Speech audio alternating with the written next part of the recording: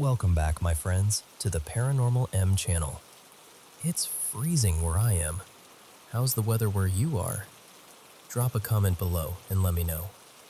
Thanks for sharing your mysterious experiences with us, and don't hesitate to send in more new stories. Now, let's jump into today's mysteries. Be sure to subscribe and turn on notifications. Hey, so I've gotten a bunch of messages about my last post, and a few of the same questions keep popping up.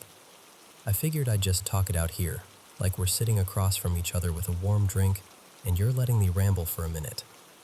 Alright.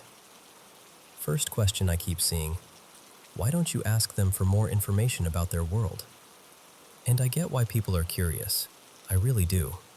But here's the thing. Most of the time, they're not from some far-off other world that they can describe like a vacation spot. They're here, in our world. The ones who haven't moved on? A lot of them have never seen anything beyond this place. So if I asked them about the other side, it'd be like asking someone who's never left their hometown what Paris smells like. Some spirits do drift in and out, like the kind that show up just to check on their sister, or their kid, or their best friend one last time. But the lingering ones are usually lingering for a reason. Second big question. Do they get new abilities after they die? And is moving on a choice, or does something decide for them? Okay, so, the new abilities thing. People expect some upgrade package after death, like you unlock powers or something. But honestly, it's not like that. A lot of the ones who stick around don't even realize they're dead. They'll just keep doing what they've always done, walking down hallways, setting a table, waiting for someone who isn't coming. And yeah, that's when you'll see weird things like them drifting through a wall or talking to someone who isn't physically there. It isn't always dramatic. Sometimes it's just sad, quiet, routine. Now, the ones who do know they're dead, those are the ones who can get playful or irritating. And by playful, I mean the kind of energy that loves flickering lights, tapping on windows, moving something small just to see if you'll notice. Some of them get a kick out of getting a reaction, not because they're monsters, because they're bored or bitter, or they've still got a personality, and that personality might be kind of a jerk. As for moving on, there isn't one single rule. It's different for everyone. Some move on right away, like the moment they're done here, it's like a coat drops off their shoulders and they're gone. No drama, no hanging around. They had no reason to stay. Others stick around because they're still attached to something. Unfinished business, guilt, love, confusion, fear. And the ones who don't know they're dead? They might only move once they finally complete whatever loop they're stuck in, or once someone helps them understand what happened. I knew one like that. His name wasn't Wyatt, but I'll call him Caleb. Caleb was stubborn. Not evil. Not scary. Just absolutely, deeply stubborn. He refused to move on because he was convinced he'd be punished, or swallowed up, or erased. He thought staying here, half present, half lost, was safer than whatever came next. And that's the part people don't always talk about. Fear keeps a lot of them here. Sometimes when a medium talks to a ghost who doesn't realize they're dead, it hits them like ice water. It can jolt them so hard they just blink out for a minute, like they pop out of existence and then come back disoriented. And if the person who confronted them is gone by then, that's when you get what I call wanderers. The confused ones who start actively searching for help because something inside them finally realizes, wait, something is wrong. Now, poltergeists, and then, yes, the last thing people always want to jump to, demons. Demons exist, and before anyone tries to twist my words, no, they're not typically skipping around pretending to be adorable little children, and they're not just randomly possessing every dusty doll in an antique store. Please don't come at me with that. I'm begging you. If something truly demonic latches onto a person or an object, it usually needs a way in, an opening, an invitation, a curse. A deliberate summoning by someone who thought they were being edgy and ended up being dumb.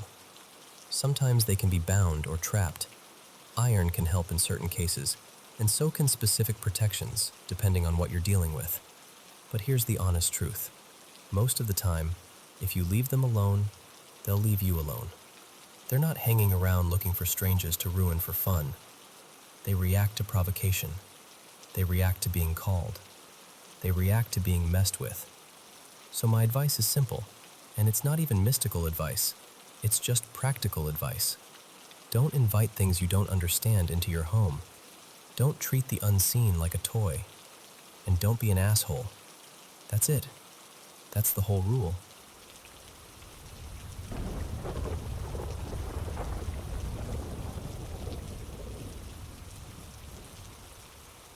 You know, when people talk about Hollywood, they usually mean the glossy version. The postcards, the premieres, the neon glow that makes everything look like it matters more than it does. But the Hollywood I remember? It was heavier. Like something that clung to you after the streetlights faded. Like you could still feel it on your skin even when you finally got back to your room and shut the door. I was younger then, hungrier. I'd walk into these rooms where ambition hung in the air thicker than cologne and champagne. Everybody smiling a little too hard. Everybody pretending they weren't scared. And during that time, I stayed at the Avalon Crest Hotel. One of those old places where the walls feel like they've heard too many secrets to ever really be quiet again. The moment I stepped into the lobby, I got this strange feeling, like the building noticed me.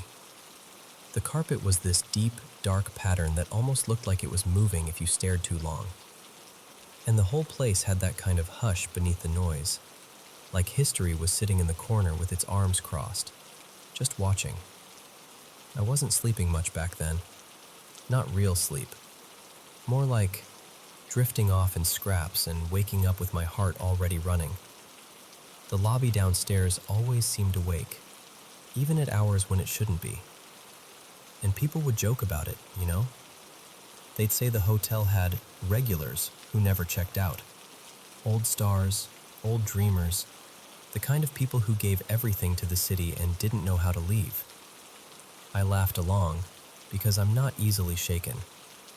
Honestly, life had already shown me scarier things than a spooky hallway. But then one night, around 3:17 a.m., I remember because I looked at the clock like it had called my name.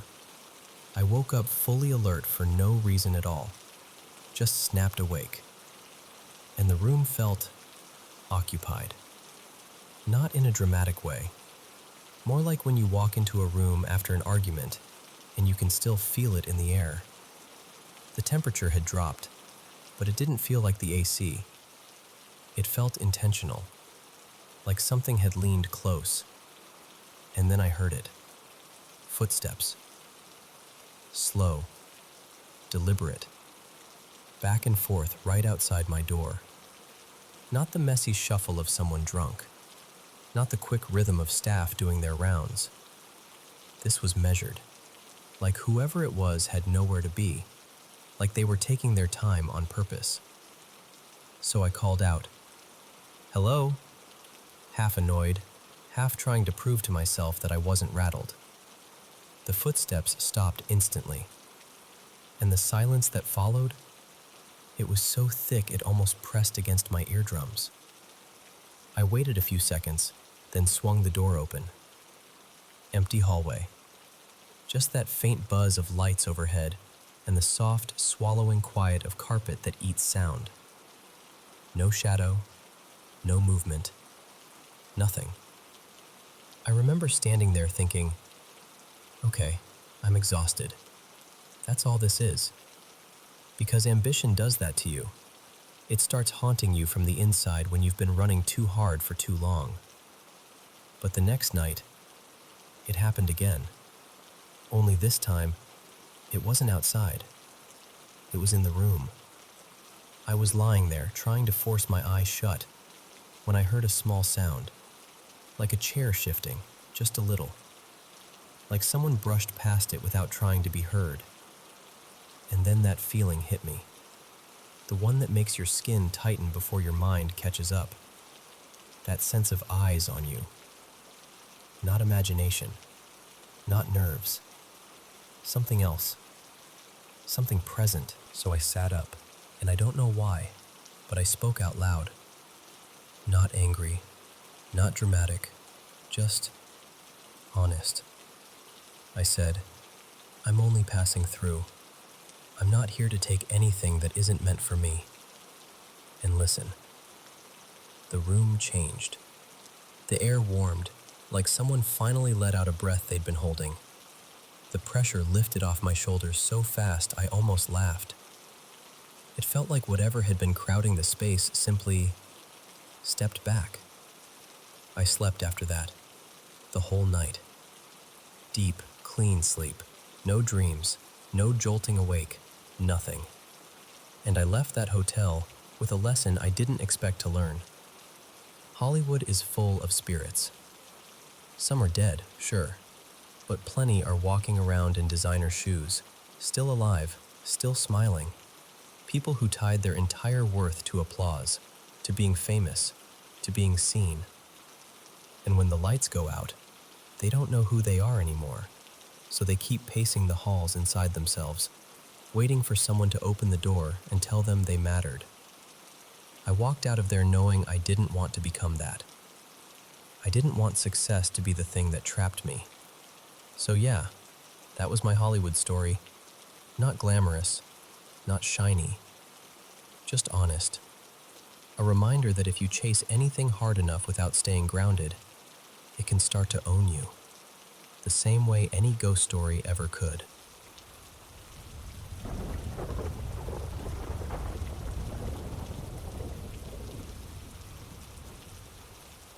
So, if you've seen Hamilton, here's the ghost story they don't put on stage. It's after midnight, when the financial district finally loosens its tie. The taxis thin out. The last bar doors click shut, and the whole neighborhood drops from a roar into this soft, constant electrical buzz, like the city is still awake, just whispering to itself. That's when Trinity Church changes. I'm not being dramatic. I mean, changes. The air gets sharper, like you just stepped into shade even though it's still summer. The iron gates give this slow, complaining creak, except there's no wind to blame it on. And the graveyard. The old stones in there seem to hold on to cold the way brick holds on to heat. Now, I've talked to people who work security nearby. No one likes to go on record, obviously, but quietly, off to the side, you'll hear the same thing. Guards requesting reassignment. Guards suddenly finding another job. Guards refusing to take the late shift alone. Not because they saw something, because they heard it. Footsteps. Not rushing, not stumbling. Measured. Like someone knows exactly where they're going and is taking their time getting there. Gravel crunching in a steady back and forth near one particular spot. The grave of Elias Wainwright. Not a famous name the way people expect, at least not in textbooks. But if you know the city, if you know its bones, you know who I mean. The kind of man whose words built scaffolding for a whole nation and whose enemies hated him for it. They say he doesn't rest, and honestly, I believe it.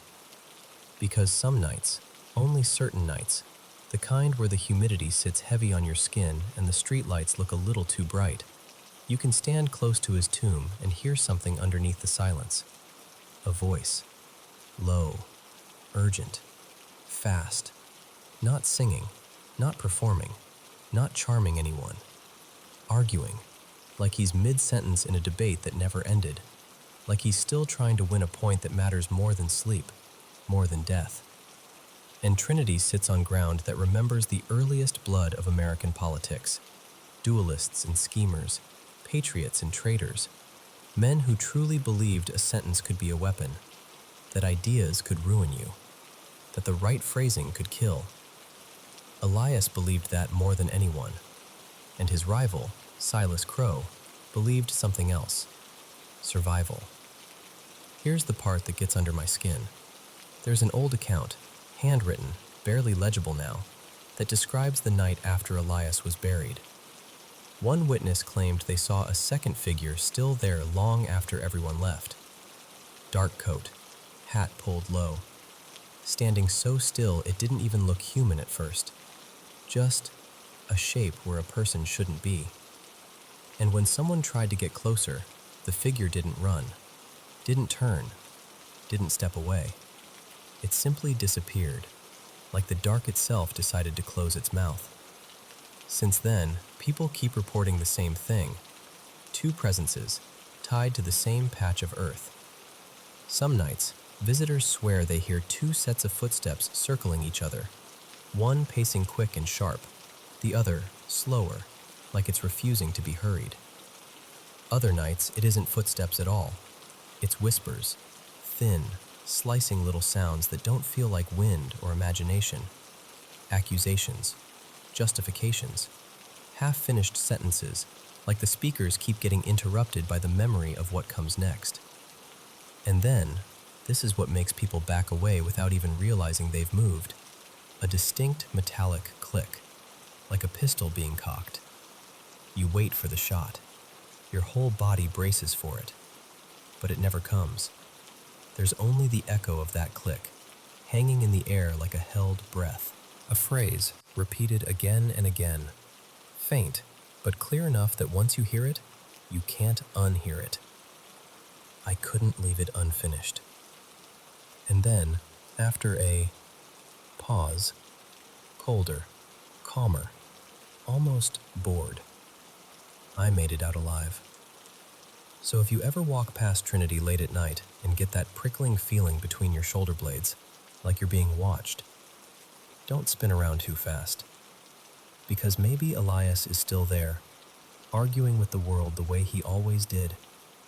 And maybe Silas is still there too, quietly defending himself. And maybe that duel is still happening, every night, just without witnesses.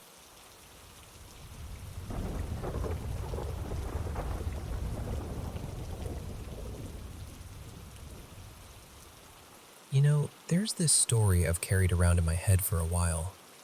One of those legends that feels like it's always been floating just under the surface, even if hardly anyone talks about it anymore. So picture this. The waters around Hong Kong at night. Not the glossy postcard version, more like that deep, ink-dark sea where the waves look like they're hiding secrets. That's where the old fishermen used to say something lived. Something the ancient books mentioned, but modern people mostly forgot. They called it the Lo Ting. And I know, right away it sounds like a ghost story, like some sea mermaid tale meant to scare kids into staying away from the docks. But the strange thing is, it isn't only a once upon a time kind of myth. It shows up in old writings from multiple dynasties, Tang, Song, Ming, Qing. Like whoever recorded it genuinely believed it belonged in the world. The descriptions are oddly specific too. The Lo Ting wasn't described as some glittery, beautiful mermaid. Nothing romantic like that. More like a human-shaped sea being that wasn't fully human. People wrote about it having yellowish eyes, short, rough hair, and, this part always gets me, a small tail tucked behind. Almost like an afterthought of the ocean clinging to its body.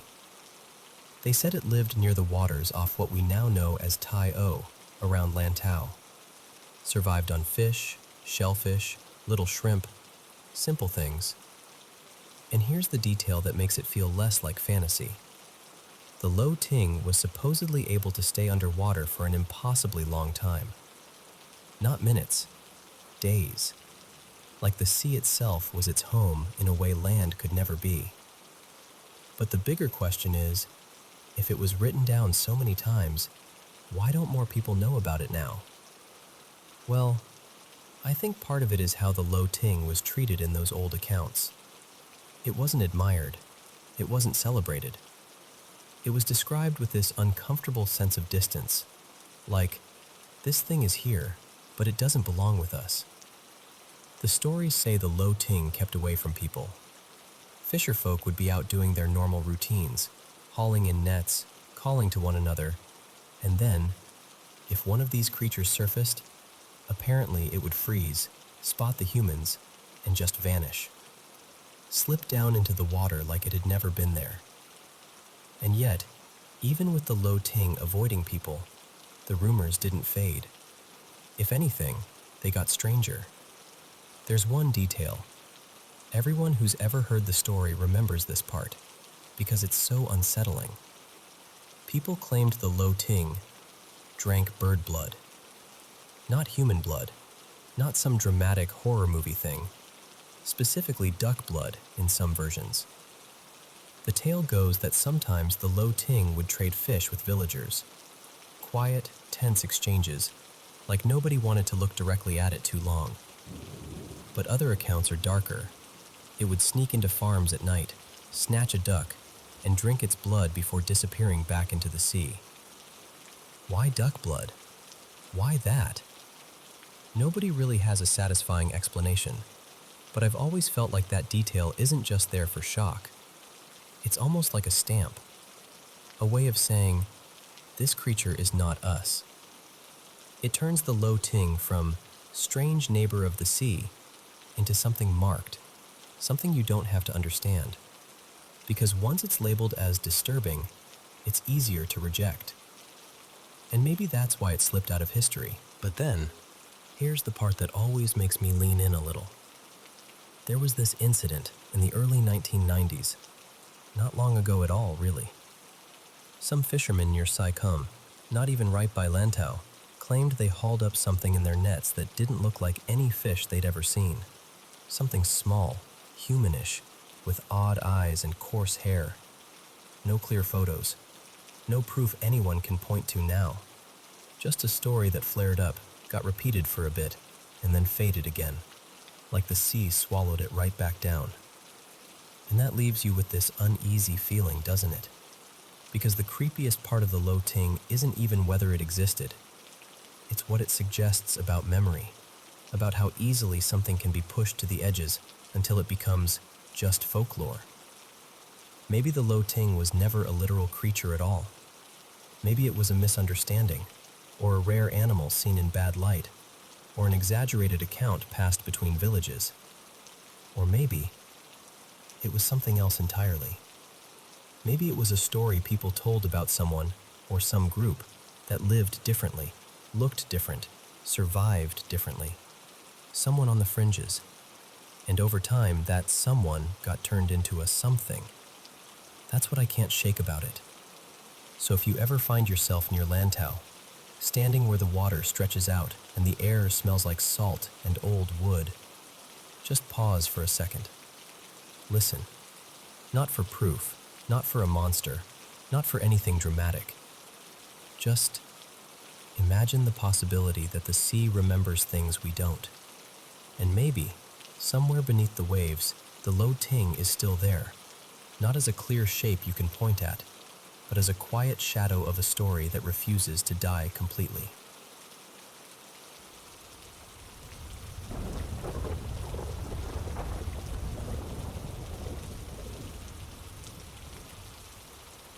Hey, have you ever driven a mountain road at night?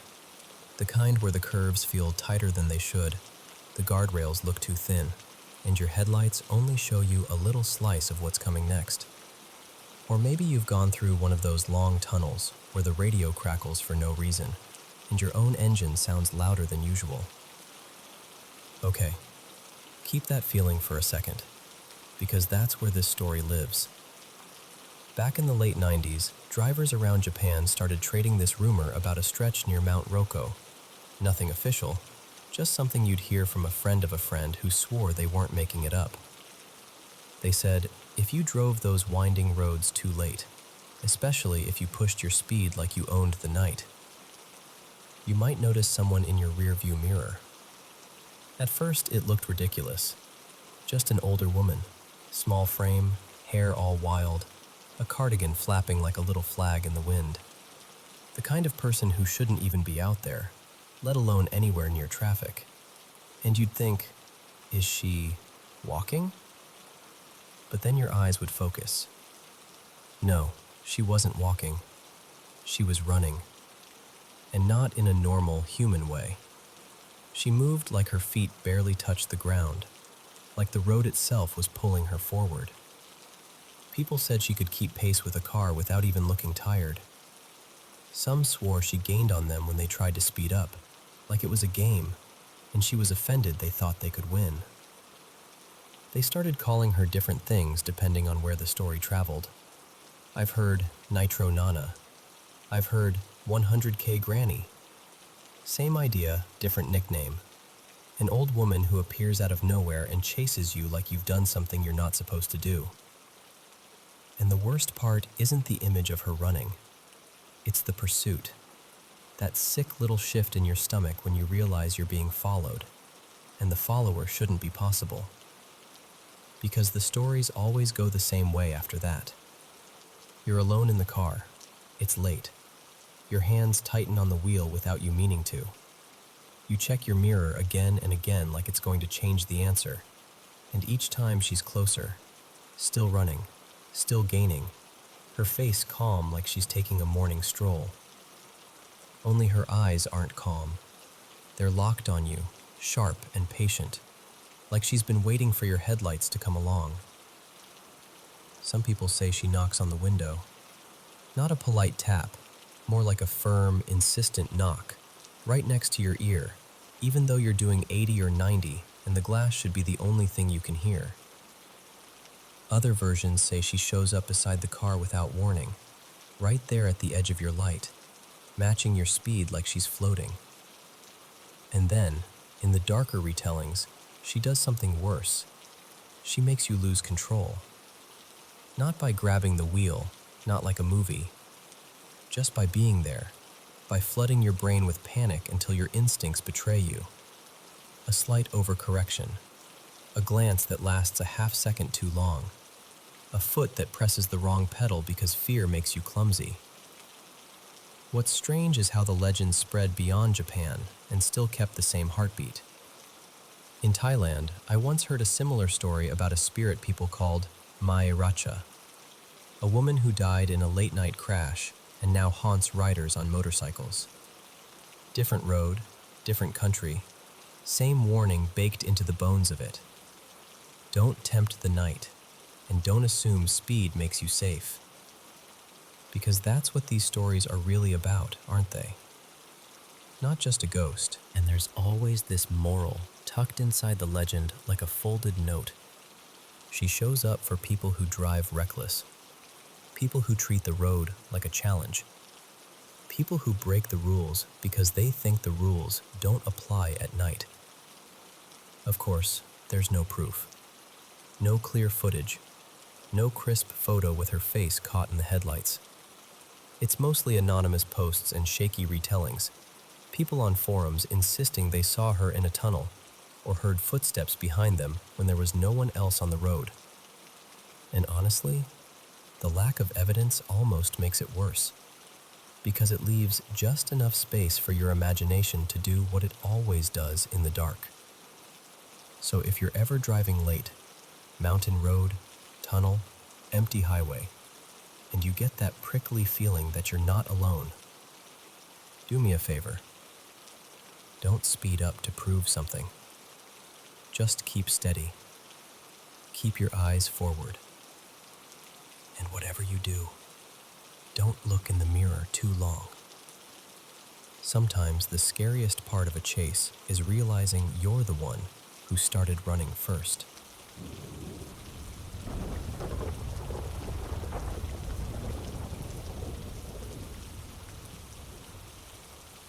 So, have you ever walked down a street that looks ordinary, but somehow feels like it's listening back? There's a road in North Point. People call it Tsatsimui Road now, but older folks still slip and call it the old name, like they're afraid to let it go. And whether you believe in ghosts or not, I swear there's a kind of hush that hangs around that stretch, especially when the evening air turns damp and the neon starts to blur at the edges. Let me tell you why. A long, long time ago, before all the reclamation, before the towers, before North Point became North Point, that area was basically a small fishing village. Poor, close-knit, the kind of place where everyone knew whose boat came home late and whose lantern stayed lit too long. And in that village, there were 7 girls. Not sisters by blood, just sisters by choice. They were the kind of kids life had already bruised early. One had lost her parents to fever. Another had been left behind by a family who simply moved on without her. One of them was taken in by an aunt who treated kindness like it cost money. Different stories, same loneliness. So they made each other their home. They used to meet near the shore after chores, hair still damp from washing clothes, bare feet sandy, hands linked like it was a promise you could physically hold. And one night, they made a vow. No husbands, no leaving, no being given away like property. They'd stay together, always. Here's the part that still hurts to say out loud. The 4th girl, her name was Meilon in the version I first heard, though people argue about names, was suddenly promised to a fisherman's son. Not asked, promised, like it was a trade.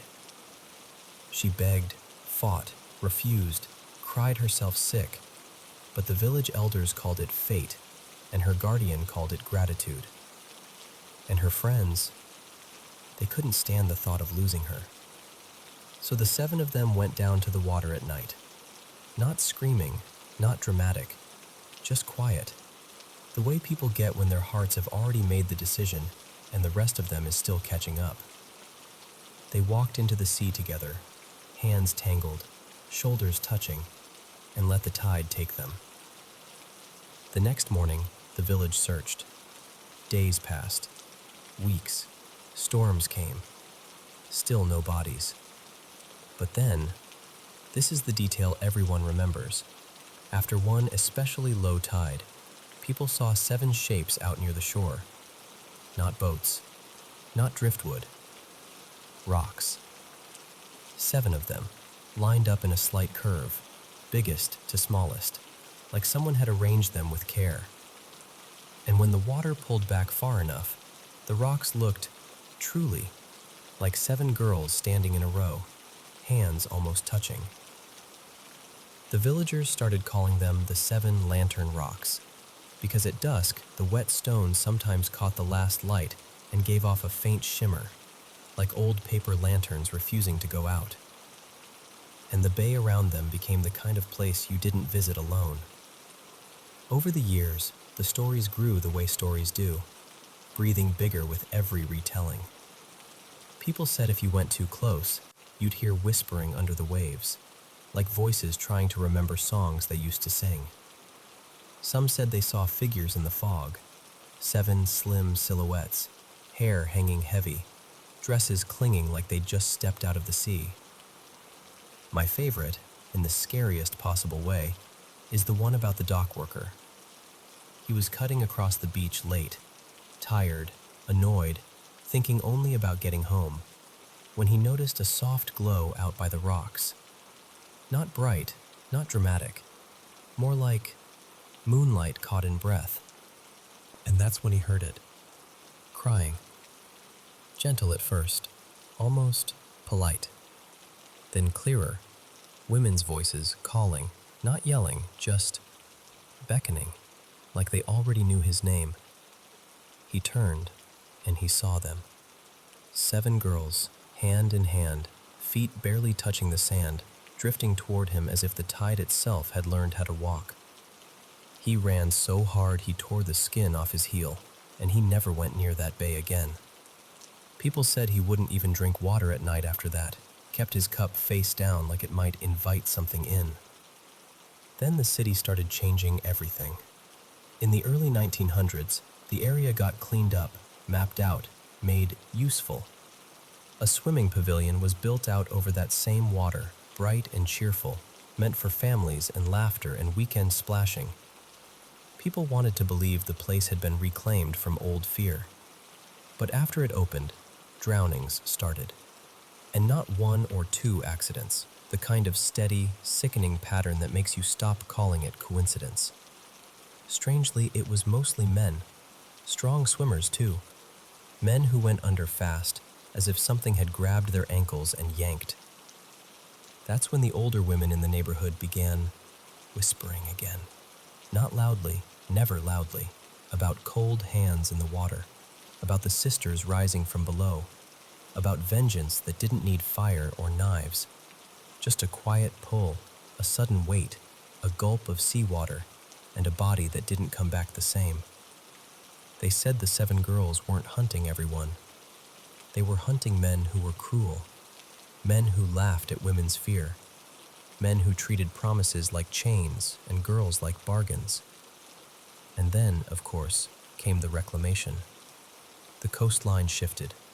The rocks disappeared beneath new land and deeper water, swallowed by concrete and progress and the city's endless hunger for space. But the name stayed. And the feeling stayed too, like the story soaked into the pavement. Someone I met years ago, an older neighbor named Uncle Y. Kit, told me about one evening when he was young. He and a few friends were walking home, cutting through a narrow alley off the main road. Nothing strange, just dim light, trash bins, the smell of rain coming. Then they heard it, a woman sobbing. At first they laughed nervously and said it was probably a TV or a radio. But the crying got louder, closer, as if it was moving through the alley without footsteps. They stopped, held their breath, looked around. No one. Not a silhouette, not a doorway opening, not even the shuffle of someone turning away. Just the sound, raw, aching, filling the empty space. And then it stopped. Not fading, not trailing off. Stopped like a hand had pinched out a candle. Uncle Y. Kit told me he still avoids that alley. Not because he's scared of ghosts, he said, but because some grief shouldn't be disturbed. There's one more story. This one gets told in the lowest voices. A group of teenage boys were messing around on the beach late at night, daring each other to go closer to where the rocks used to be, even though there was nothing to see anymore. They saw a woman in a pale dress standing where the surf met the sand. She didn't sway. She didn't blink. When she spoke, it wasn't a shout. It was almost tender. "Come with me." And the boys said they felt instantly like the air had turned thick, like their lungs were full of water even though they were standing on dry ground. They ran without thinking, tripping over each other, and none of them ever went back to that shoreline again. So, yeah, that's the legend. So if you ever walk along Tatsi Moi Road when the night is quiet, if the wind slips between buildings and suddenly sounds like whispering, don't panic. Just keep walking. And maybe, just maybe, don't follow any voice that calls you sweetly from the direction of the sea.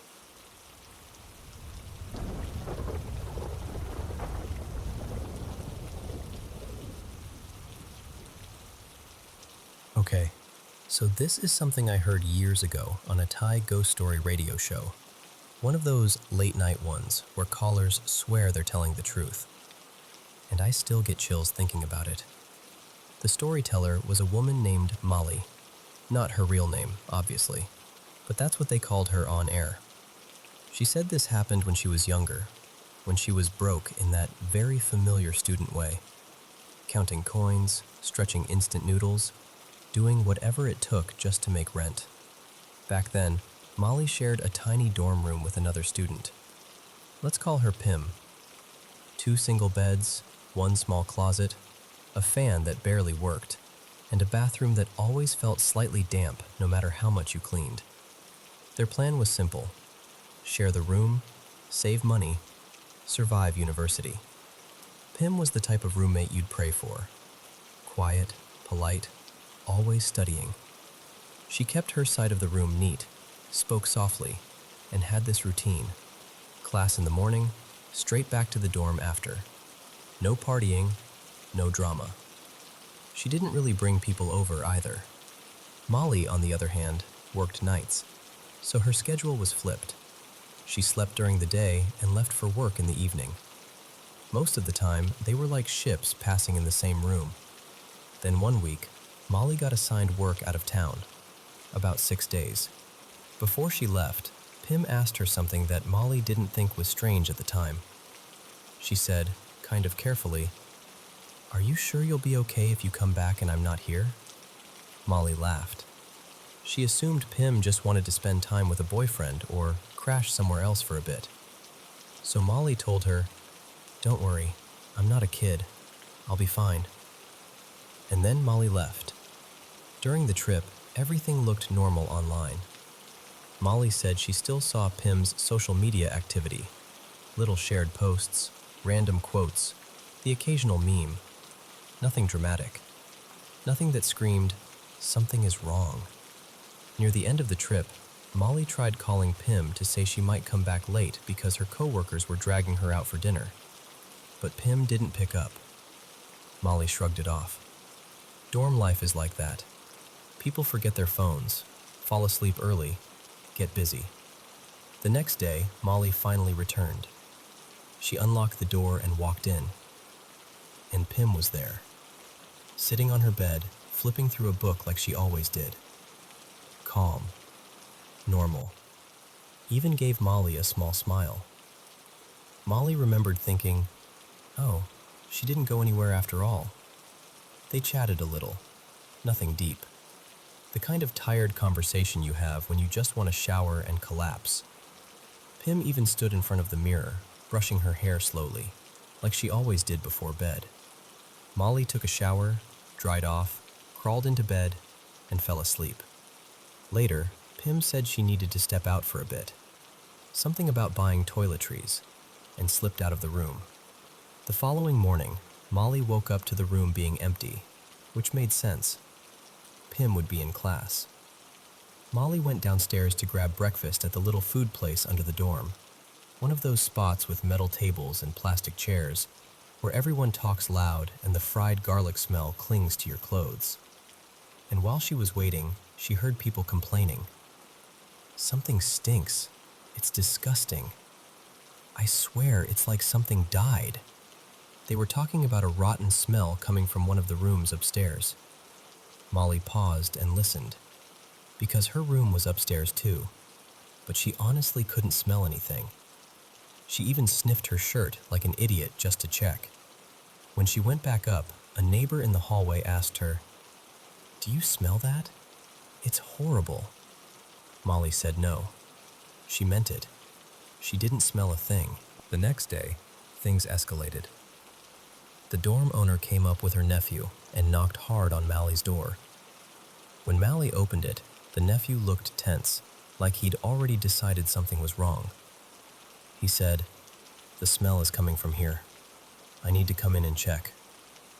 Mally was confused but stepped aside. Of course she did. What else can you do when someone's insisting your room reeks? The nephew walked in, took maybe 3 steps, and then his entire face changed. He froze, like his body forgot how to move. And then he ran out of the room so fast he almost tripped, screaming, this raw, terrified scream that turned Mally's legs cold. The dorm owner grabbed his arm, demanding to know what he saw.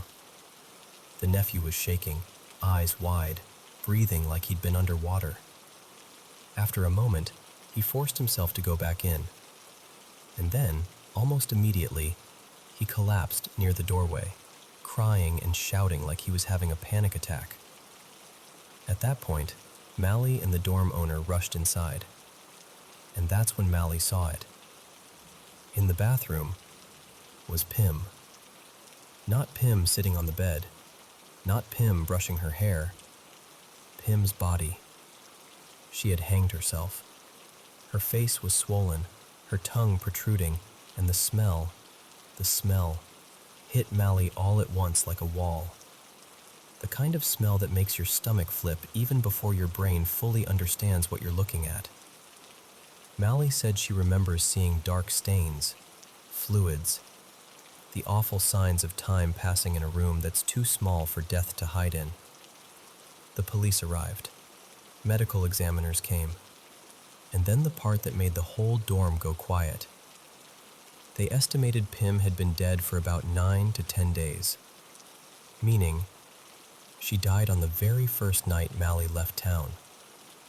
So when Mally came back and saw Pim sitting there, reading, smiling, brushing her hair, that couldn't have been real. They searched Pim's things and found a notebook. Inside was a short note, nothing dramatic, just the kind of exhausted sadness that hurts more because it's plain. Something like, I tried, I really tried, but I can't do it anymore. There were pages about money stress, school pressure, and a relationship that had fallen apart. Pim believed she was pregnant, and she'd recently found out her boyfriend was seeing someone else. The last entries were shaky, like her hands couldn't stay steady. But here's the part Mally couldn't explain, even years later. This is what made it a ghost story instead of just a tragedy. Mally had lived in that room for days, with Pim's body in the bathroom. She had talked to Pim, heard her voice, watched her move around, watched her leave the room, and she had used that bathroom more than once, without noticing anything. Most people who heard the story had the same theory. They said Mally's mind must have seen the truth the moment she walked in, must have taken it in for a split second. The body, the horror, the impossible reality. And then her brain, trying to keep her from breaking completely, slammed a door shut. Like a survival switch. So instead of reality, her mind gave her something else. A version of Pim that looked normal. A roommate still alive. A routine that made sense. A blind spot so big it could hide death in a bathroom just a few steps away. And Mally, she didn't know she was living inside that blind spot until the door finally got forced open.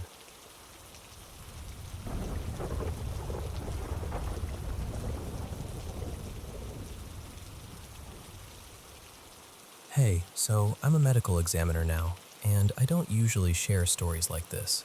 Honestly, I kept this one tucked away for years, even before I ever worked around a morgue. But it's been sitting in the back of my mind lately, and I figured maybe saying it out loud to someone who will actually listen is the only way to make sense of it. Back when I was in my early 20s, I was still in college. Biology track, pre-med, the whole everything has an explanation mindset.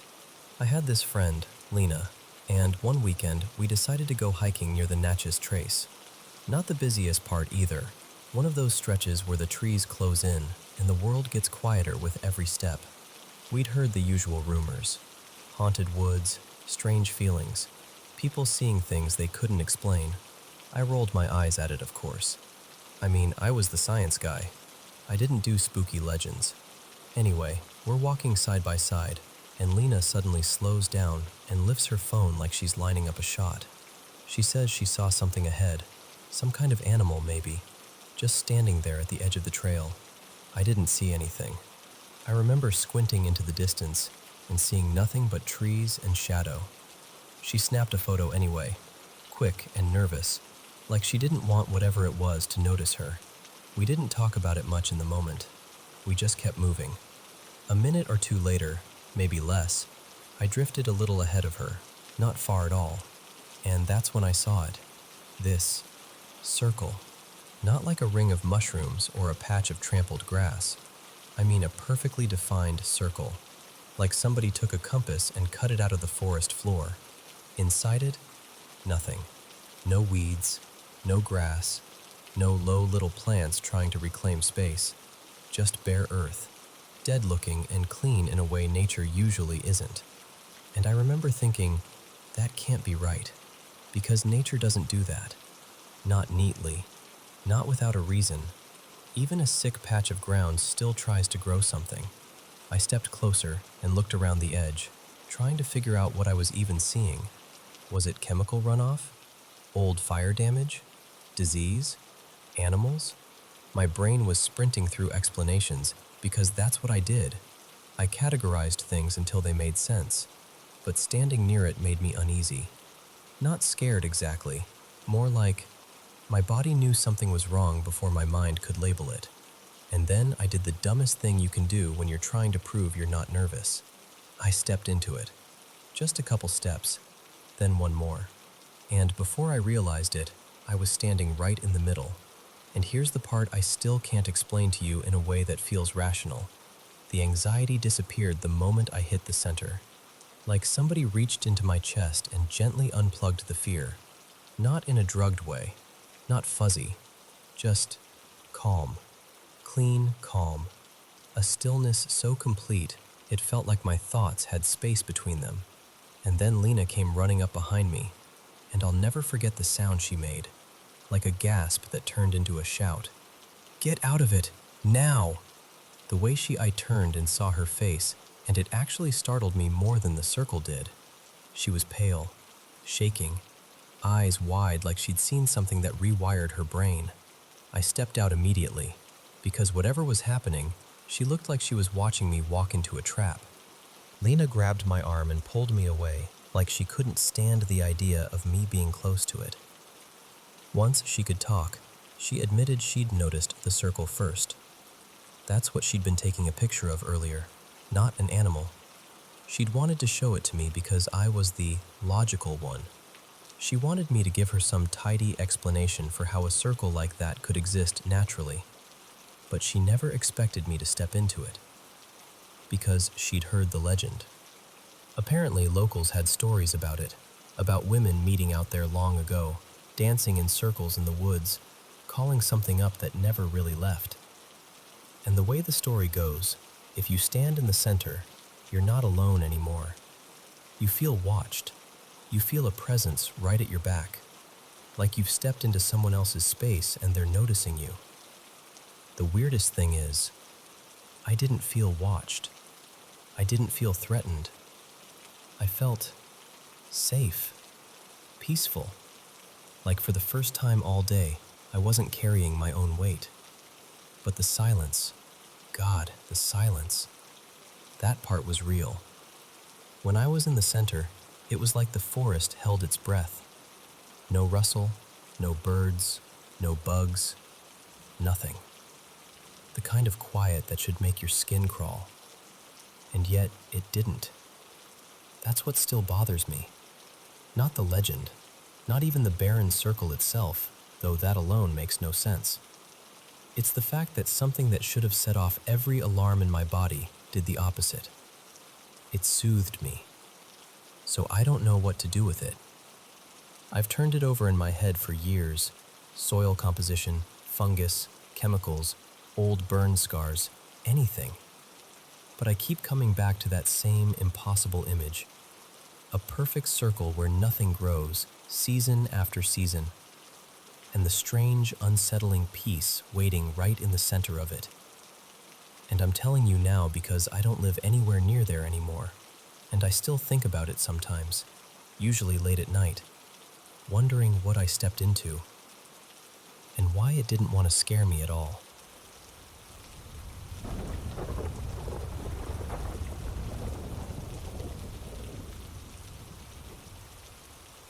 So, okay, let me set the scene for you.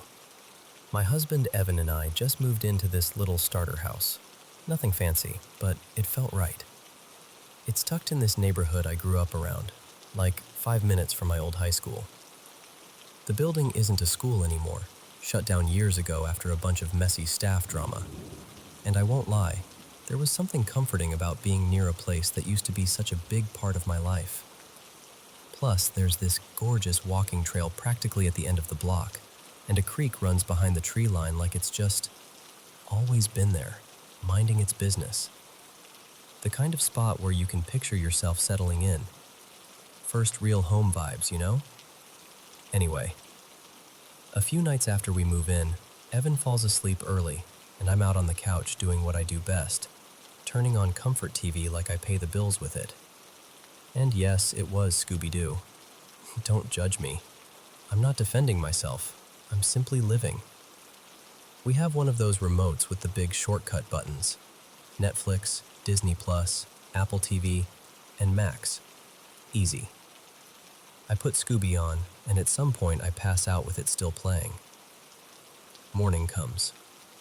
We wake up and the TV is on YouTube. At first I'm like, okay, whatever.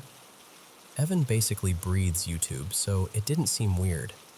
Until he looks at me and goes, "When did you switch it to YouTube last night?" And I'm like, I didn't? Because here's the thing. YouTube isn't one of the shortcut buttons. And on our TV, you can't even get into it without picking a profile first. It's annoying.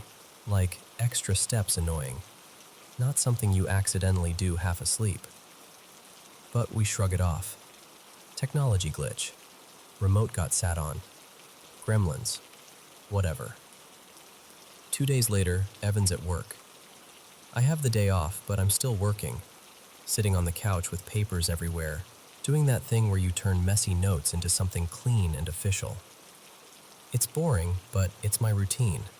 It's normal. The house is quiet. Too quiet. And then I hear a cough. Just a cough. Like someone clearing their throat somewhere down the hall. I freeze for a second, but then I tell myself it's probably the neighbors. Sound carries weird in certain houses, right? So I go back to my notes.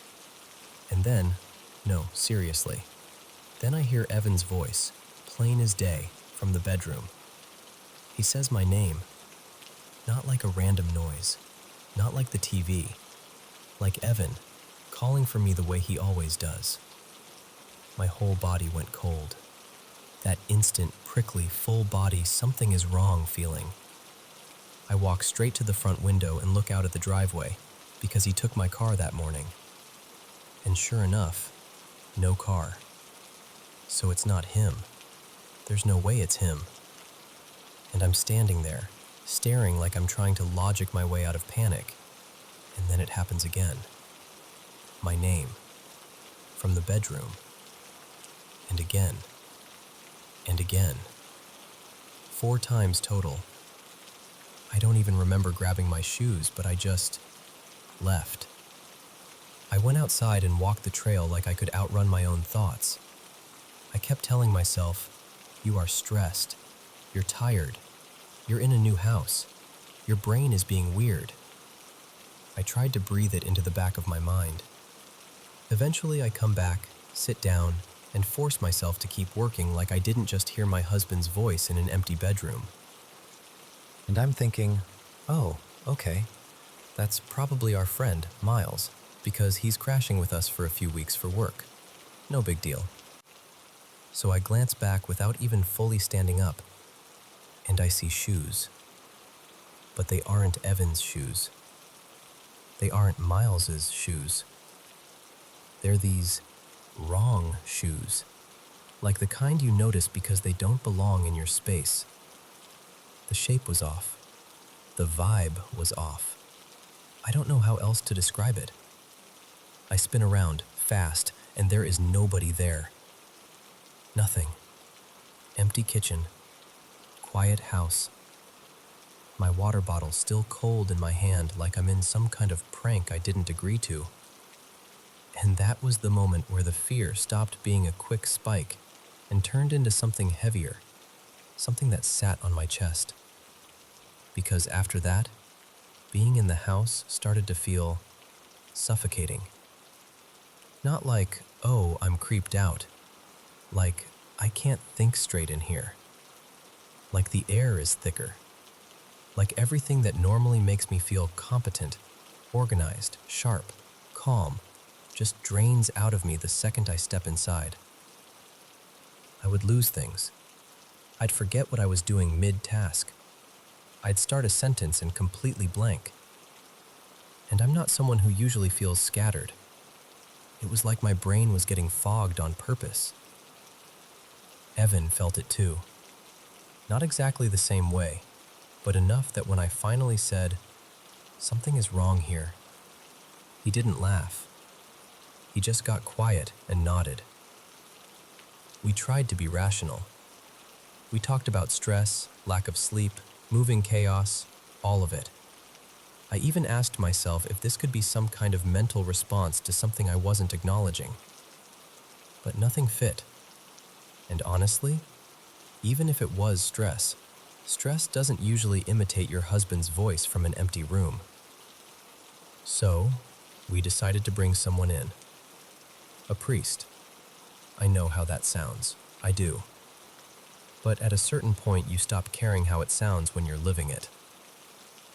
He came by and did a blessing, and he explained there's a whole process for anything more serious, and that made sense to me.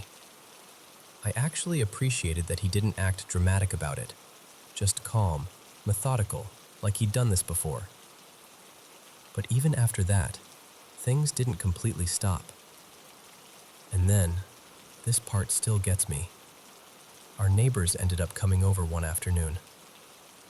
Their toddler has this little hobby of sprinting up to our porch and ringing the doorbell and taking off like a tiny chaos athlete, so they came to apologize. They seemed sweet, and we ended up chatting for a long time, like hours, because it turns out we have mutual friends and the conversation just flowed. And eventually, I worked up the courage and said something like, "Okay, this is going to sound weird, but have you ever noticed anything off around here?"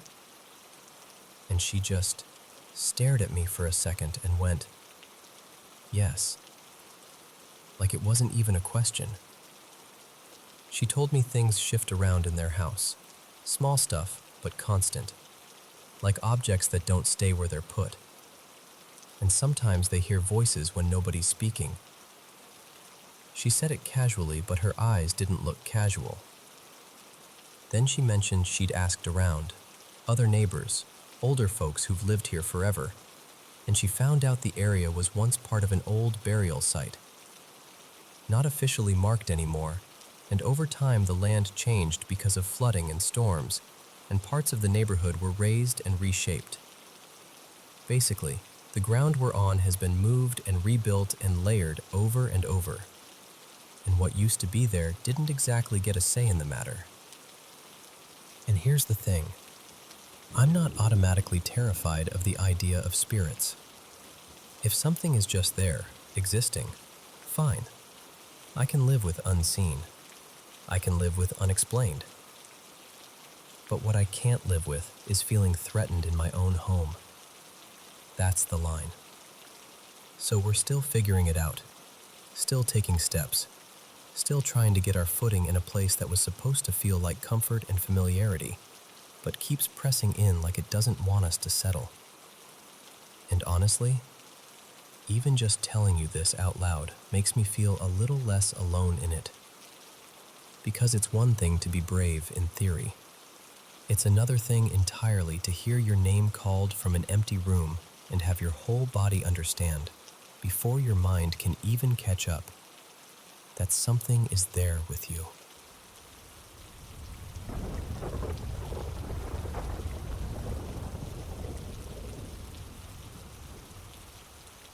Hey, so if we haven't met, I'm a medical examiner. And yeah, I know how that sounds when I say I've had my share of experiences with the paranormal. But I need you to understand something up front. We always try to debunk things first. We look for the boring explanation before we even let ourselves consider the weird one. Most of the strange stuff I've dealt with has stayed inside the morgue walls. This one didn't. And technically, it didn't even happen to me. It happened to a coworker of mine. I'll call her Marisol. Marisol is the kind of person who holds everything together. Work, home, all of it. Like she's constantly balancing glass plates. She's also the kind of mom who can't leave a room without making sure her kid feels safe. Her son is 6, and I'll call him Eli. He's glued to her whenever he can be. Total mom has to be within eyesight type of kid. Anyway, this happened a couple weekends back. Marisol had stayed a little later at the morgue to finish up some paperwork that would have otherwise landed on my desk. I'd come in early that day to give her some breathing room. She had family plans. And she insisted on returning the favor by wrapping up the admin stuff. We said our goodbyes and she headed home. That night was completely normal. Dinner, bath, pajamas, the whole routine. She took a quick shower once Eli was settled, got ready for bed, and went to do the last check-in. Kiss goodnight, adjust the blanket, the usual. But when she got to his room, the door was open. And here's the thing, that door is never open. They've got one of those child safety covers on the knob, and Eli has never been able to work it properly. He sleeps in this little race car bed, bright red, plastic, the kind of thing you'd expect a kid to love, and he was out cold. Not stirring, not fidgeting, just completely peaceful. The open door was the only thing that didn't fit. Marisol paused for a second, stared at it like, okay, how? But she brushed it off, kissed his forehead, pulled the door shut, and went to her bedroom. She mentioned it to her husband, Caleb, in that casual way you mention something that feels odd but not alarming yet. And Caleb was like, I shut his door earlier. He sounded sure. So Marisol did what we all do when we're exhausted. She grabbed the most reasonable explanation and held on to it. Maybe Eli got up and somehow managed the knob cover. Maybe it didn't latch all the way. Maybe one of them misremembered. They didn't check the camera that night. Not yet. It didn't feel like a camera situation. They finally fell asleep around 2 a.m. Then, around 3:10, Eli came running into their room, sobbing so hard he could barely breathe, like full-body panic. Not a bad dream, I need water cry. This was terror. Marisol sat straight up, instantly alert, and Caleb was right behind her asking what happened, trying to calm him down. Eli kept repeating, "He opened it! He opened it!" And Marisol's stomach just dropped. They checked the baby monitor footage. And this is where it turned from weird to, what do we do with this? On the video, Eli is asleep. You can see his little chest rising and falling. The camera doesn't point at the door. It's angled mostly toward the bed because Eli has a health issue and they want to monitor him while he sleeps. It's also an older camera they pulled from storage after their newer one started glitching earlier that same week, so the video quality isn't great. But you can see the hallway light spill in when the door opens. And on the footage, that light appears. The door opens while Eli is still asleep. Eli wakes up fast, like he felt it. He turns his head toward the door and he says something. You can see his mouth move, like he's responding to someone. But the audio doesn't pick it up, and the camera is too fuzzy to read his lips clearly. Then the next clip is him bolting out of bed and running down the hall. Marisol asked him, as gently as she could, what he saw, and Eli told her there was a man. A big man. Wearing a hat. And he said the man's eyes were glowing. Marisol asked, "What did he say to you, honey?"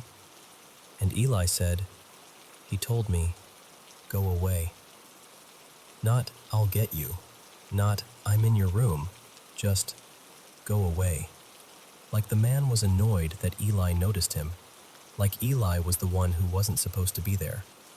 Since that night, Marisol has noticed small things. Doors left open that swear they shut. A cabinet not quite right.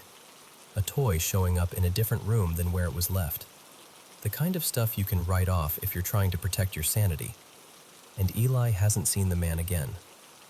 He has said a couple strange little comments here and there, mostly when he's playing with a neighborhood friend, a little girl around his age. But honestly, those sounded more like regular kid imagination stuff. Nothing that lined up with what happened that night. That's what keeps bothering Marisol. Because when kids invent things, it's usually, robots, monsters made of slime, superheroes. Not a dark, towering man in a hat with glowing eyes opening a bedroom door while you're asleep. So, I'm telling you this because I'm curious what you think. Is it something paranormal? Is there a normal explanation we're missing? Air pressure, a bad latch, a camera illusion, sleep terror layered on top of a coincidence? Or is the simplest answer really just that two sleep-deprived adults are finally hitting the wall, and their brains are turning ordinary life into a horror movie? I don't know, but I'll tell you this. When the most unsettling part is the absence, no footsteps, No shadow, no one visible, just the door opening and a child reacting to someone who isn't there. That's the part that sticks with you.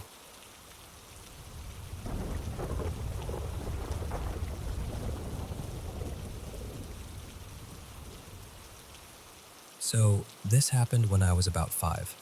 My parents had already split up, and my dad was living in this rough little apartment in a part of town nobody really loved being in.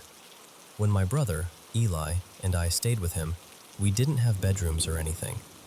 We'd drag out these squeaky folding cots and sleep right there in the living room like it was totally normal. One night, I woke up for no reason, just popped awake the way kids do, and I saw something standing in the corner. At first, I couldn't make out details. It was dark, but I could tell it was a man-shaped figure. Just a person, standing still where a person absolutely shouldn't be. And I was terrified of the dark back then. Like, really terrified. But my parents had worked so hard to talk me down from that fear, you know? They'd always go, "It's just a coat," or "It's only a shadow," or "That's the house creaking." So my brain tried to do that same thing automatically. My first thought wasn't monster. Weirdly, my first thought was, is my dad messing with me? Which makes no sense because he never played pranks like that. But I guess my little kid logic was like, maybe he's testing me. And I remember thinking, so clearly, if I react, he wins. So I tried to act like I didn't see anything and just rolled over like it was fine. Yeah, it was not fine. I couldn't fall back asleep. I waited a while, then looked again. Still there. Same corner. Same stillness. No shifting, no stepping, nothing. So I did what felt like the safest possible thing a 5-year-old could do. I pulled the blanket up over my head. Like the blanket was a magic shield, and every so often, I'd peek out. Each time I peeked, the figure was still there, quiet, patient, just standing like it had all the time in the world. The reason I'm bringing up the neighborhood is there were transitional homes nearby, the kind that come with a lot of scary rumors and, honestly, some real incidents. People talked. Parents warned their kids. We had rules like, don't go behind that building, don't walk home alone, don't talk to strangers. Stuff no kid should be carrying around in their head, but we did. So as the night dragged on and that thing didn't move, my thoughts shifted, slowly. And I hate this part, because it makes my stomach feel tight even now. I stopped thinking it was my dad. I started thinking it was someone who'd come in to take my brother.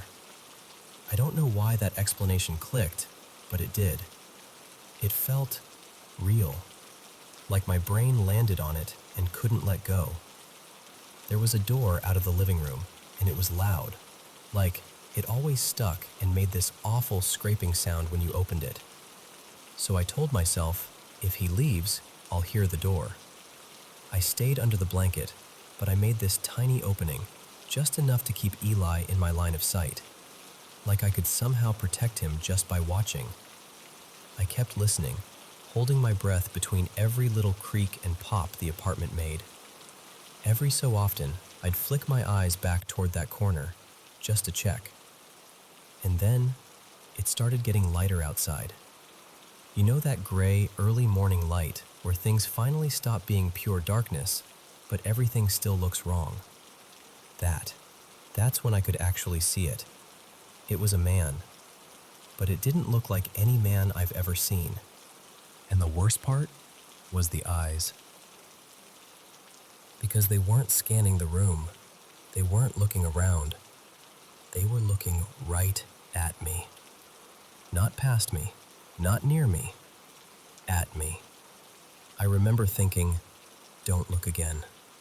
Like if I looked again, something would happen. So I pulled the blanket back up and just stayed there, completely still, waiting to hear that stupid door groan open. I never heard it. But when morning finally came, real morning, bright enough to see the whole room, I looked and the corner was empty. Nothing. No furniture, No hanging coat, no weird pile of clothes, no lamp making a shadow. Just bare corner, like it had always been bare. I didn't tell my dad. I didn't tell my brother. I didn't tell anyone for a long time. I've only told one friend in my life. Her name was Marisol, and she immediately went, "That sounds like a vampire." But I don't really believe in that stuff. I don't think it was a ghost or a demon or a shadow person or whatever. And I've had nightmares. I've even had sleep paralysis later in life, where you're awake but your body won't move, and your brain does horrifying things with shadows. This wasn't that. I could move. I could think. I remember making choices, when to peek, when to hide, how to watch my brother. It felt like I was in my body, in that room, in that moment. I don't know what it was. I just have this strong feeling it wasn't a person. But I also can't bring myself to slap a paranormal label on it either. Mostly, I'm left with this one question that still nags at me, even now. Has anyone else ever seen something like that? Something that stands there, silently, like it's waiting, until the light comes, and then it's just gone?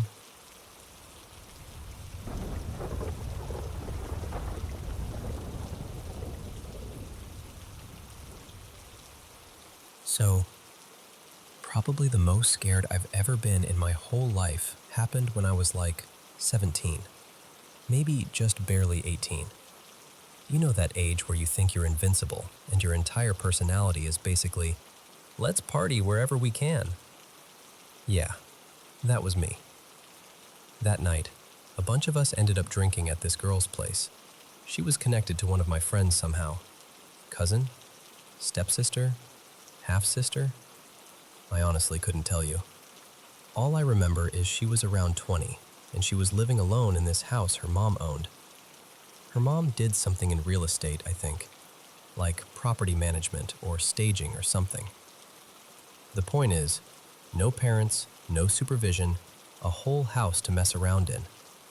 It felt like winning the lottery. We're hanging out, music on, people laughing too loud, cups everywhere. And early in the night, kind of casually, like it was a joke, she goes, "Oh, by the way, people say this place is haunted." And I laughed, totally brushed it off. Someone else chimed in like, "Yeah, my friend swears something followed him down the hallway once." And I was just like, "Sure, okay." I was not buying it at all, not even a little. At some point later, I passed out on this old futon in this back den, like an add-on room attached to the living room. I don't even remember deciding to sleep. I just woke up in the middle of the night in a fog, sitting up like my body did it on its own. And when I sat up, I was facing this big sliding glass door that looked out into the backyard. There was a small black and white cat sitting outside on the patio, perfectly still, staring into the house. At first I just thought, that's weird. Like, why is there a cat out there in the middle of the night? But it didn't scare me yet. Not right away. I started doing that half-awake thing where you're trying to remember where you are, where your shoes are, where your phone is. I'm rubbing my eyes, looking around, and that's when I noticed something that made my stomach drop. The cat wasn't looking at me. At all. Which sounds small, but think about it. If you move, a cat usually tracks you, even just a little. So I waved my hand, kind of stupidly, like I was trying to get its attention. Nothing. The cat didn't blink, didn't flinch, didn't even flick an ear. It was completely locked onto something inside the house, past me, into the living room area behind where I was sitting. Like I was invisible, like I wasn't even there. And that's when the air in the room changed. That's the only way I can explain it. It just shifted.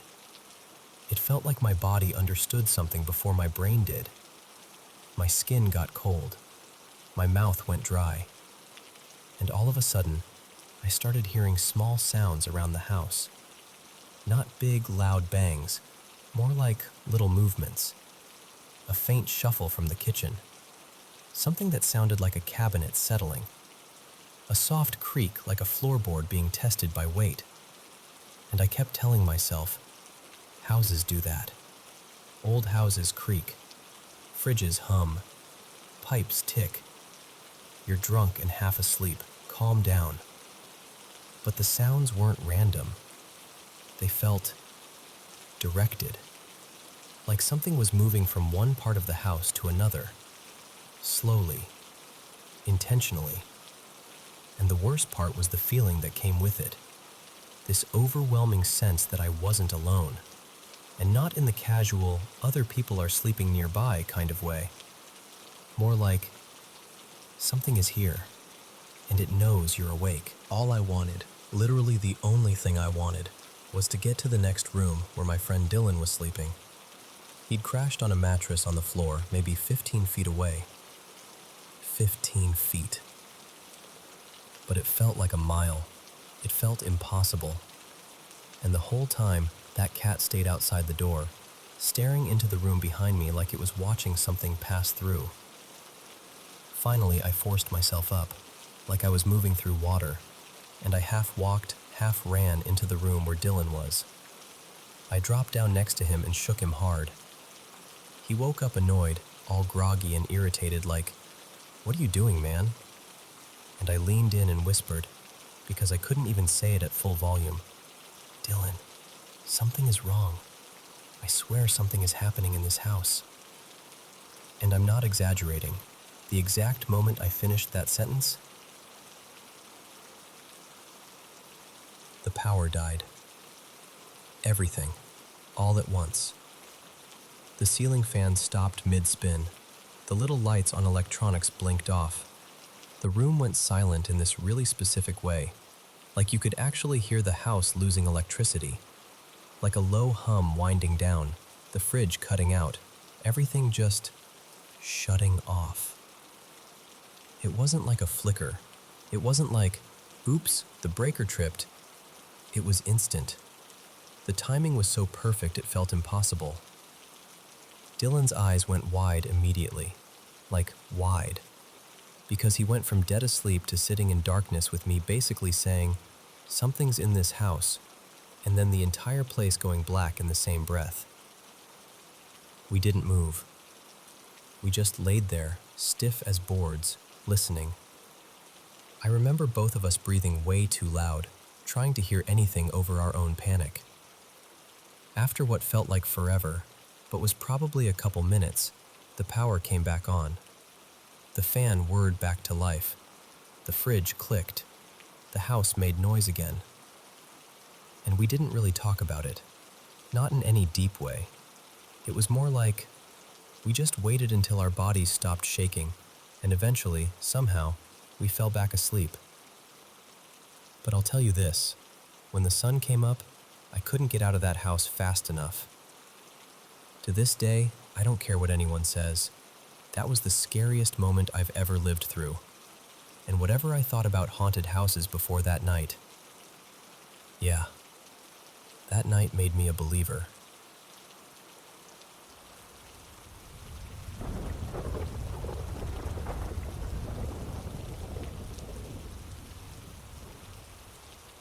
So, when I was a kid, I was that kid.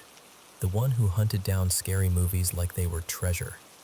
Haunted tapes, ghost stories, weird late-night TV specials. If it promised nightmares, I was in. And my mom, she's never been the paranormal type, like, at all. Which is why this story always stuck with me. For years, I honestly wasn't even sure it was real. I thought maybe I'd half-dreamed it or mashed it together with something I watched. But I asked her again recently, and she just nodded like, "Oh yeah, that happened." When she was young, her family moved constantly because her dad was in the Navy. They bounced around a lot, places like Washington, Okinawa, back through Europe for a bit. Always packing, always adjusting. But this particular thing happened while they were living in an old rental house in Montana. The kind of house that looks normal in daylight, but at night feels like it's listening. From the start, my mom said the house was cold. Not drafty old house cold. I mean, cold in a way that didn't make sense. Even in the warmer months, even with the heat running, some rooms stayed icy like the sun couldn't reach them. Everyone complained about it, but mostly in that shrugging way people do when they don't want to think too hard about something. Then one night, my mom had this dream. In the dream, she was standing in her bedroom, staring into her closet. And in the back of the closet, where there shouldn't have been anything but wall, there was a small door, like a little access door, the kind you'd only notice if you were looking for it. Dream Mom opened it, and sitting on the floor behind it was a little girl, maybe 6 or 7, hair messy, face pale, eyes way too focused. She wasn't crying or hiding or anything like that. She was just sitting there like she belonged there. In her lap was this old doll. The girl looked up at my mom and smiled. Not a friendly smile, not even a mischievous one.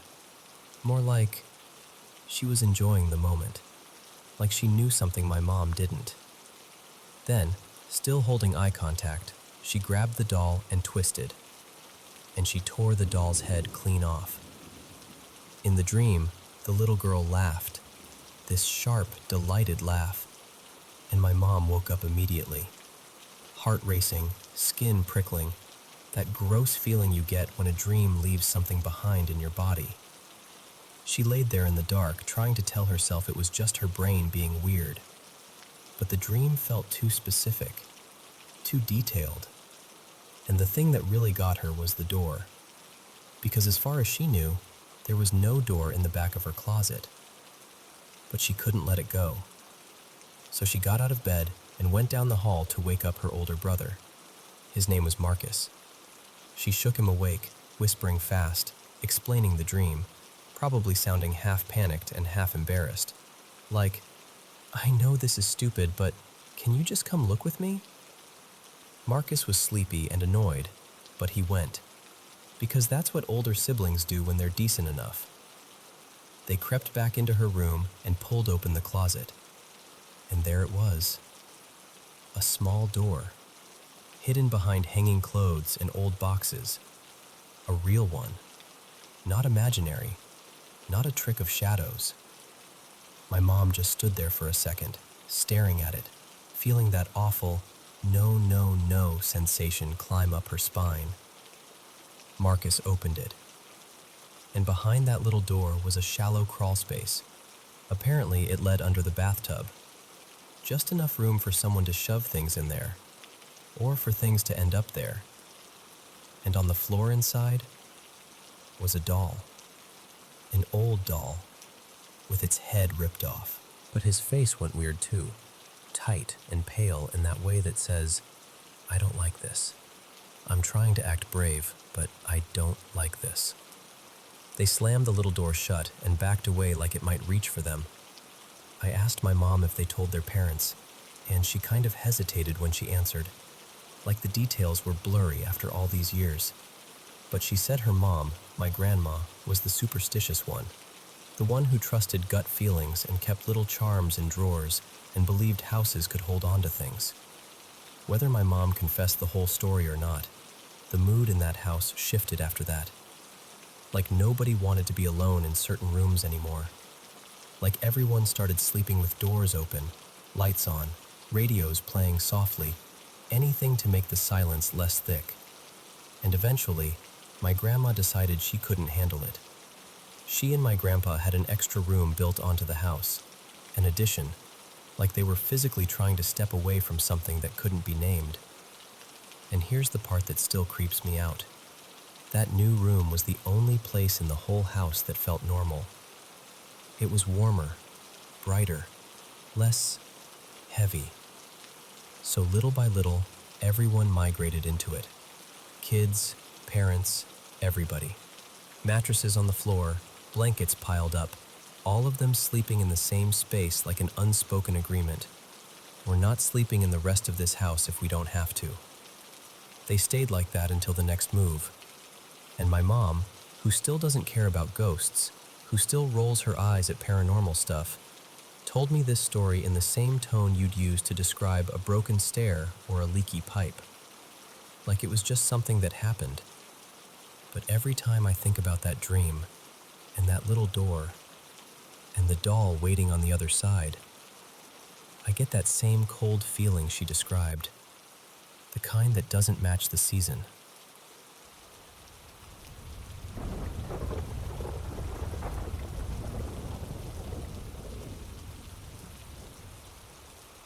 Okay, so I'm 18 and I'm from Germany, and I've been practicing witchcraft for a while now. I'm not someone who works with a bunch of entities or anything like that. If anything, I keep things pretty simple. I mostly just exist alongside whatever's already around me.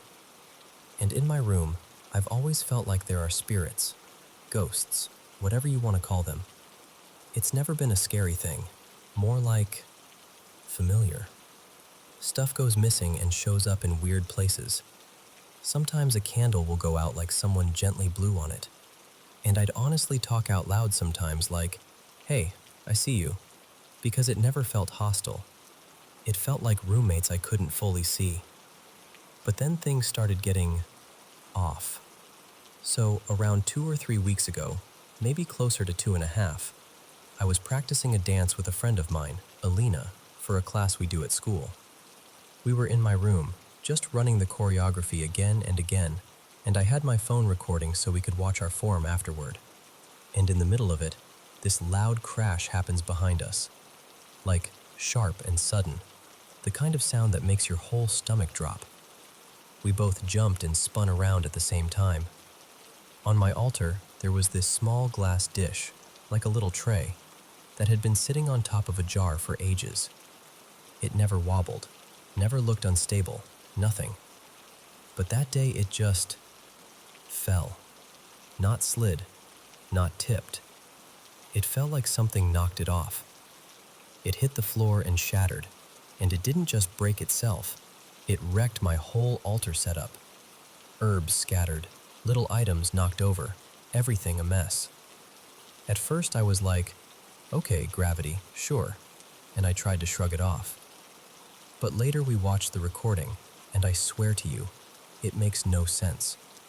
There's no bump, no vibration, nothing near it. It's just sitting there. And then suddenly, it drops, like it decided to. That was the first time I felt that weird little pinch of fear, because it wasn't playful. It wasn't the usual, oops, where did my ring go, kind of energy. Then about a week later, something happened that still makes my skin prickle when I think about it. I was getting ready to go out with my sister, Juna. We were going to meet friends, and I was in the bathroom doing my makeup. And my bathroom connects directly to my room, like you walk through my room to get to it. The room is long and kind of rectangular, and my closet is basically a tiny room all the way on the other end. So I'm blending my makeup, half focused, and out of the corner of my eye I see my sister, like I see her head and shoulder, peek into the bathroom and look at me. It was such a normal thing that I didn't even react right away. I just turned like, what? But when I looked straight at her, there was nothing there. She didn't walk away. She didn't step back. She just wasn't there. And literally at the same time, I hear my sister's voice call my name. From the closet. From far away. I remember just standing there, staring, trying to make it make sense. Like maybe my brain glitched. Maybe it was a reflection. Maybe I was tired. So I walked over to her and asked, "Did you just look into the bathroom?" And she goes, "No, I've been in here the whole time." Both of us got quiet for a second, and then we did that thing people do when they're scared but don't want to admit it. We laughed. Like, nervous laughing. Because we're both practicing witches, and we've had weird moments before, but this felt different. Like something pretending. And that's what bothered me the most. Because the spirits in my room, The ones I thought I knew. They'd never tried to scare me, never thrown something off my altar, never mimicked someone I love. My parents are divorced, so I go between houses. I was standing outside my mom's apartment door, keys in hand, and Juna was next to me. I was about to unlock the door when I felt a tap on my shoulder, like a hand. Not a brush, not fabric, not wind. An intentional tap-tap. I whipped around so fast, ready to yell at my sister for messing with me, but she was just standing there with both hands visible, looking confused. And my brain immediately went, spider. I don't even know why, it was just panic. I screamed and started swatting at my shoulder like something was crawling on me, but when I checked, there was nothing. No spider. Nothing. And then, because we're us, we laughed again. Like, "Oh my God, you're so dramatic," and we went inside. But later that night, I couldn't stop thinking, what if that was the moment it attached? Like it followed me in, like it wanted to come with me. I've been staying at my mom's since then, and yesterday morning, I woke up and my legs were covered in bruises. Like, a lot of them. I just stared at them, trying to tell myself I probably bumped into something and didn't notice. Maybe I was restless in my sleep. I didn't want to panic, so I forced myself to act normal. But then in the evening, I went to shower, and while I was in there, my legs started bleeding. Not like a little dot, like actual blood.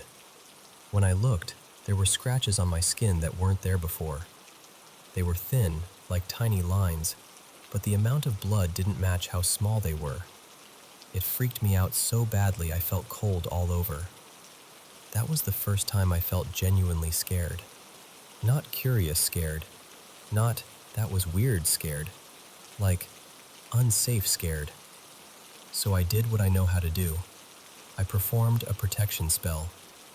I put a glass of salt and water in my room at my mom's, like a boundary, like an anchor, something to catch whatever this is. And I tried to tell myself, I'm protected, I'm okay, I'm in control. But I can't stop thinking about how people always say ghosts don't really follow you. Like, they're tied to places, not people, unless it's something darker. And I hate even letting my mind go there, because I don't want to feed it fear, but I'm terrified. And I keep asking myself, if the spirits I knew were friendly, what is this thing that throws glass, mimics my sister, taps me like it has a hand, and leaves marks on my body? I don't know what to do next. I just know I don't want this in my mom's house, and I don't want it near my sister. And I don't want to feel like I'm being watched in places that are supposed to be safe. So, yeah, that's where I'm at. And I really, really need some idea of what this could be, and what I should do.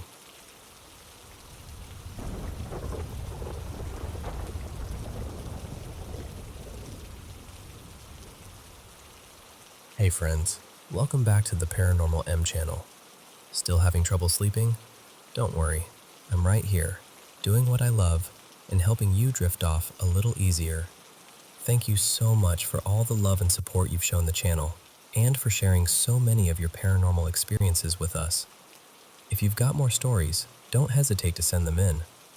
Now, drop a comment and tell me where you're watching from. Turn on your bedside lamp, get comfy in bed, and let's listen to today's paranormal experiences together. Good night. So, I woke up really early one Saturday, the kind of morning where the house is quiet and your brain just starts wandering. And out of nowhere, I got pulled back to when I was little, like preschool little. I don't even know why I remembered it so clearly, but once it came back, it hit me right in the chest. When I was about 3 or 4, I used to mess around on my dad's phone all the time. I'd tap random stuff, play little games, scroll through things I definitely didn't understand. And then there was this one night, late enough that everything felt darker and more serious, and the phone rang. No name, just an unknown number.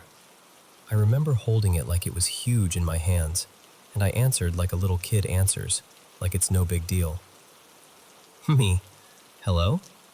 And this voice comes through, calm, familiar, almost gentle. "Hi, Winnie."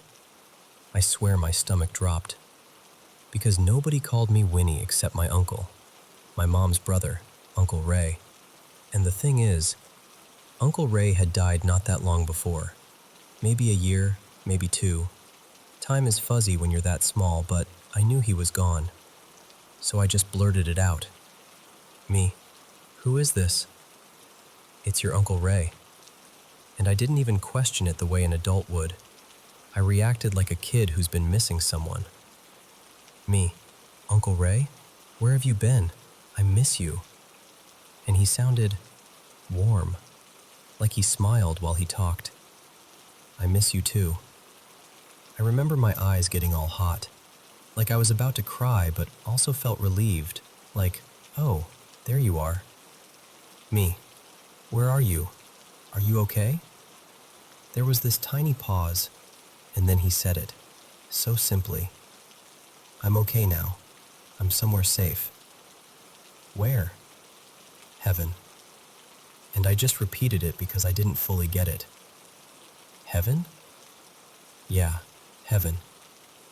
I remember gripping the phone tighter, like if I held on hard enough, it would bring him closer. "Can I see you?" And his voice softened even more, like he didn't want to disappoint me. "Not right now, but one day, maybe." I didn't know what else to say. I was little. My brain couldn't hold big things like death and heaven and one day maybe. So I did what kids do. I made it simple. "Okay, I'll talk to you later. Bye." "Bye, Winnie.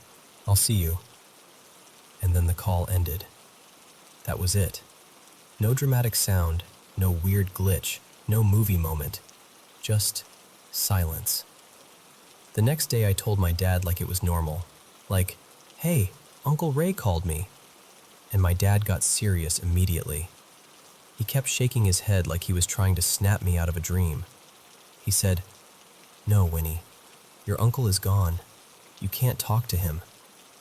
And I remember feeling confused and kind of frustrated, because I knew what I heard. I knew the way he said my name. I knew the feeling of it. Then years later, just recently actually, I told my mom about it. And she didn't laugh. She didn't brush it off. She got quiet in this way that made my skin prickle. And she said, really calmly, that Uncle Ray had visited her too, more than once, over the years. And honestly, that's the part that made it feel even more real. Because if it was just a kid imagining things, why would my mom have her own stories? So yeah, I don't know what it was. I don't know if it was something spiritual, or some strange coincidence, or a memory my brain turned into something bigger. I just know it stayed with me. And sometimes, when I think about it, I don't even feel scared.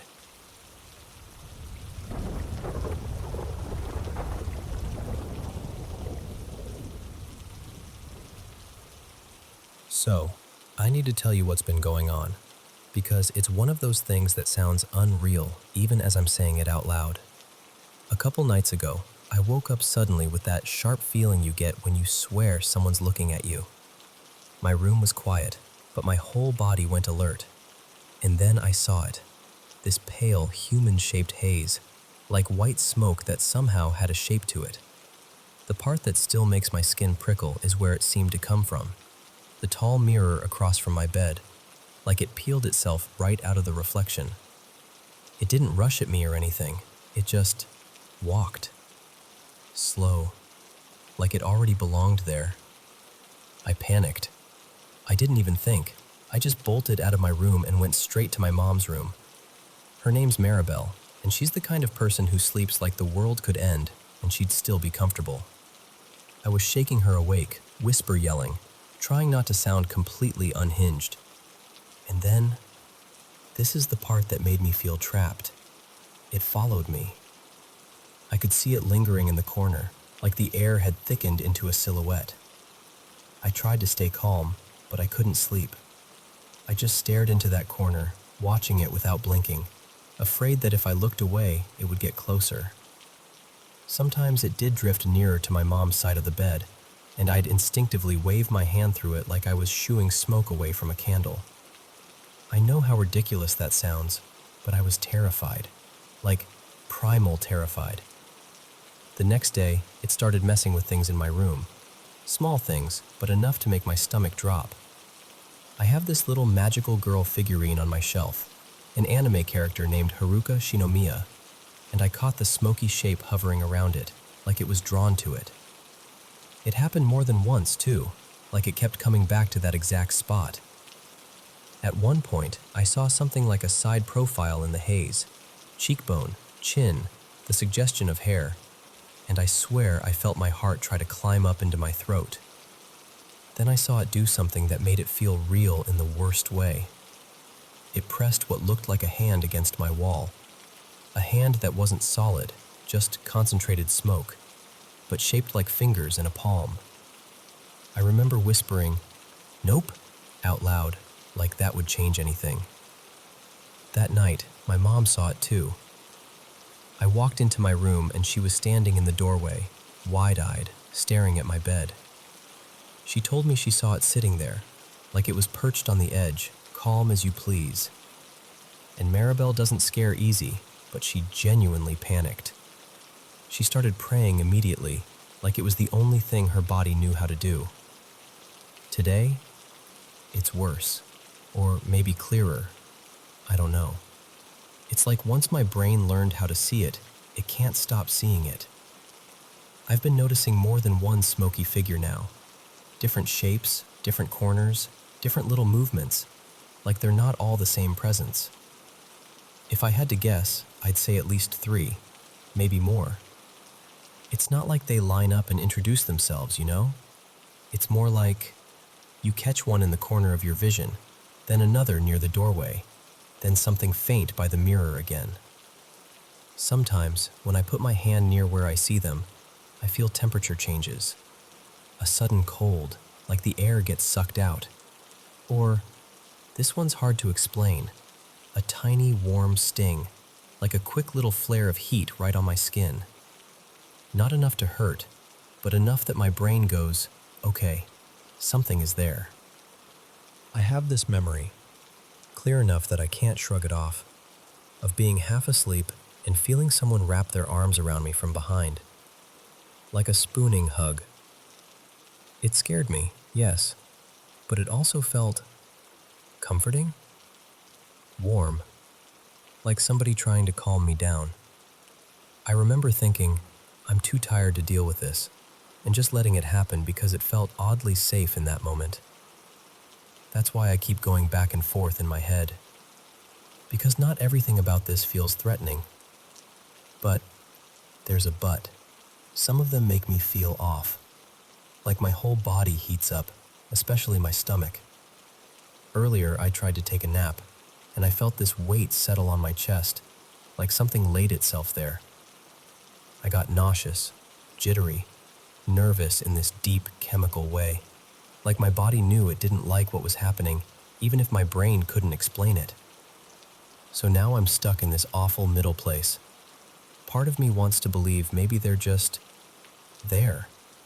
Maybe curious. Maybe even protective in their own weird way. And another part of me is terrified, because I've been through something before. When I was younger, I had an experience that felt like possession, and it was genuinely one of the worst days of my life. I don't want to relive anything even remotely like that. I don't want to accidentally invite something in, or let my guard down and regret it. I'm trying to stay calm. I really am. I'm more steady than I was at the start, but I can't pretend I'm not scared. It's the kind of fear that makes you listen to every creak in the house and feel your own heartbeat in your throat. And I keep thinking, if these are spirits, if that's what this is, how am I supposed to tell what's harmless versus what's malicious? What do you even look for? What do you do if they're benevolent? And what do you do if they're not? Honestly, I'm open to anything at this point. Religious, spiritual, pagan, practical, whatever. I just want to know how to protect myself. how to keep my home feeling like my home again, and how to make sure I don't end up in that nightmare place I swore I'd never return to.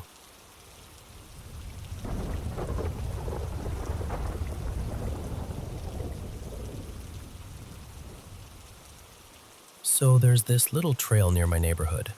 Nothing dramatic, honestly. It's a short one, like 10 minutes end to end, and my friends and I wander it sometimes when we feel like getting out of the house. But this was the first time we'd gone during fall. You know that sound dead leaves make when you walk on them? That loud, crunchy, impossible to be stealthy sound? Yeah, that was us, just stomping through the dark like a little parade.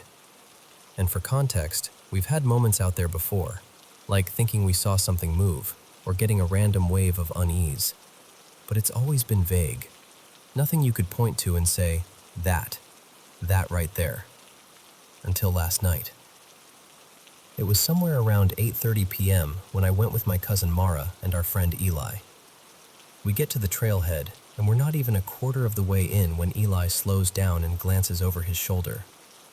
He goes, really casually at first, "Do you hear that? Like, footsteps behind us?" Mara and I kind of pause, listen, and I don't hear anything definite, just leaves, distant wind, the usual night sounds. But the way Eli said it wasn't jokey. It was that tone people use when they're trying not to freak anyone out. We keep walking anyway. And then, maybe 10 seconds later, Eli stops again, sharper this time. "Okay, I swear I just heard a voice. Over there." He points into the woods on our right. So we all stop. Full stop. No leaf crunching, no talking over each other. Nothing. Mara immediately goes, "I've had a bad feeling since we stepped onto the trail." Like she'd been holding it in and finally admitted it out loud. And she says she heard the voice too, like a quick, weird sound that didn't match anything else around us.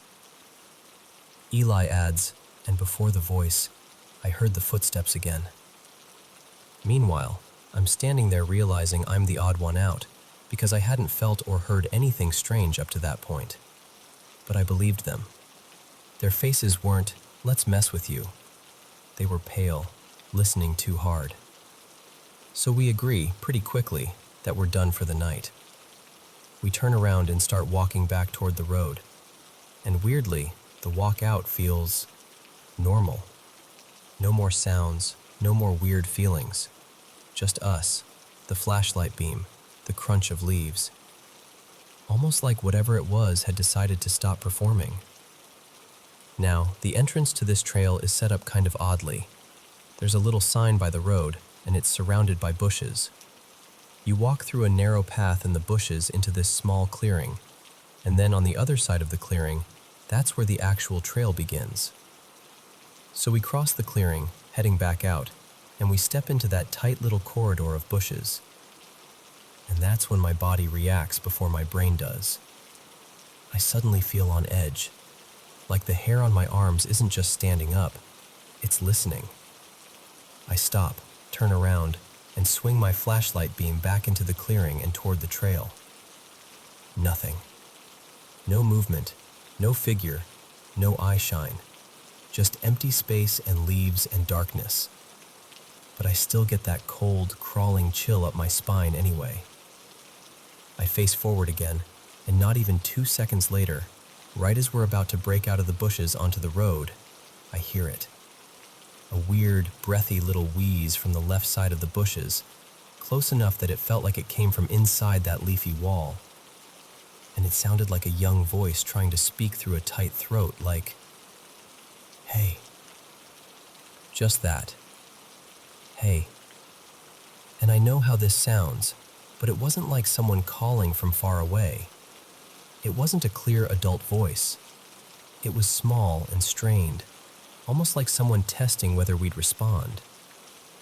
I was the only one who heard it. I immediately blurted out something like, "Did you guys hear that? It sounded like someone just said, 'Hey,' right there." We spill out onto the road and turn around, shining our lights into the bushes where I heard it. Nothing. No person, no animal, No rustling, no footsteps, just bushes. So we leave. We go back home, hang out, try to laugh it off, but of course we keep circling back to it, replaying it, comparing what each of us heard, trying to make it fit into something normal.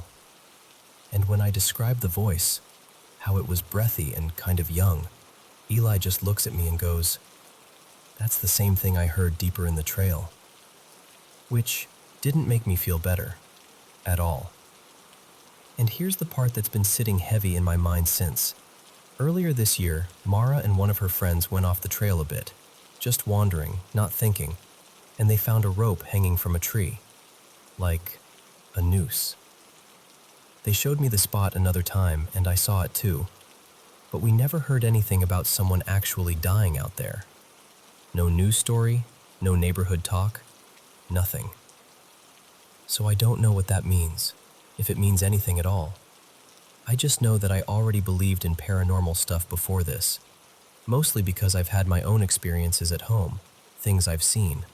But last night was the first time I can honestly say I heard something I can't explain. And it was also the first time I've ever had something like this happen with other people there with me, where we were all picking up on pieces of it, like we each caught a different part of the same thing. It's not some huge movie-level haunting story. Nothing chased us. Nothing grabbed us. We got out fine. But it changed something for me, because now it doesn't feel like it's just bad vibes anymore. Now it feels like there's something in there. And the scariest part is how casual it was. Just a quiet little, "Hey," from the bushes, like it wanted me to turn my head one more time.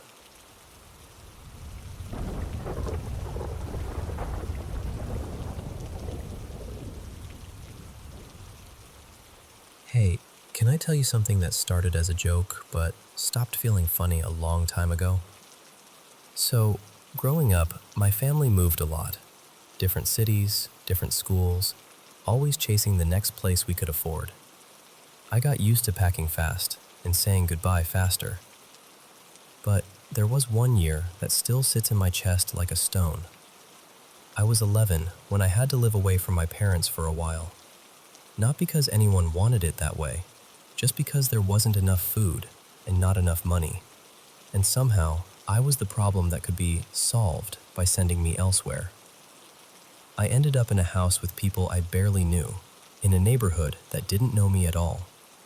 And loneliness, wow. Loneliness at that age is loud. It's not quiet sadness. It's like getting hit by a truck and then being expected to act normal. So I started talking. Not to friends. I didn't have those yet. I talked to the things that wouldn't walk away. The plants on the windowsill, the ceiling fan, the moon, the stars whenever I could see them. I'd whisper like they were listening, like they were keeping my secrets safe. Years went by. I got older, got more curious, read more. I was raised Buddhist, and I started asking questions, real questions, the kind you can't neatly tuck into a lesson. And the more I saw people using religion like a tool, like a way to control others or show off, I got angry. Not at belief exactly, more at what people did with it. So one day, half out of spite and half out of boredom, I made up my own god. I know, it sounds ridiculous. That was the point. I called it Kiri. Not from any holy book, not from any tradition. Just a name that felt like it belonged to something that only existed for me. I made up rules like it was a game. Little rituals, tiny promises, bargains that were more like dares. And I'd talk to Kiri the way I used to talk to the moon. Softly, privately, like I was embarrassing myself on purpose. At first, my wishes were silly, teen stuff. Please let me get out of trouble. Please let this one awkward thing go away. Please let me pass this test even though I barely studied. Things like that. And then, this is where it gets weird. Some of them came true. Not in a magical lightning bolt way. More like life would tilt, just slightly, in the direction I asked. And when something didn't happen the way I wished, something else would happen that felt better than the original wish, like I got upgraded without ordering it. I laughed it off for years. Coincidence, I told myself. Confirmation bias. I even liked the idea that my brain was just being dramatic. But then I started doing this thing. I don't even know what to call it. Future guessing? Like, I'd have two possible outcomes in mind. Let's call them option A and option B. And I'd use something random, like flipping a coin or a little spinner app on my phone. I'd tell myself, okay, Kiri, if A is likely, give me the same result 3 times in a row. Like 3 blacks or 3 heads or whatever. And sometimes, it hit 3 in a row. And then later, A would happen. Not every time, but enough times that it started crawling under my skin. I still kept it playful. I treated it like a private joke between me and my imaginary god. If anyone had asked, I would have shrugged and said, I'm just messing around. Then a couple years ago, I got into gotcha. Hard. The kind of hard where you tell yourself you're just spending a little, and then suddenly you're tracking probabilities like it's your job, chasing that one pull that'll finally make you feel satisfied. I started wishing constantly, over and over. And weirdly, the wishes stopped working the way they used to. I got more desperate. I kept asking, kept bargaining, kept pushing, like I could force luck to obey. I told myself, if Kiri won't answer, then fine. What if something darker would?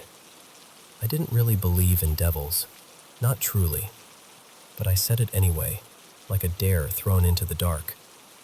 If something's here, if anything's listening, I'll trade something.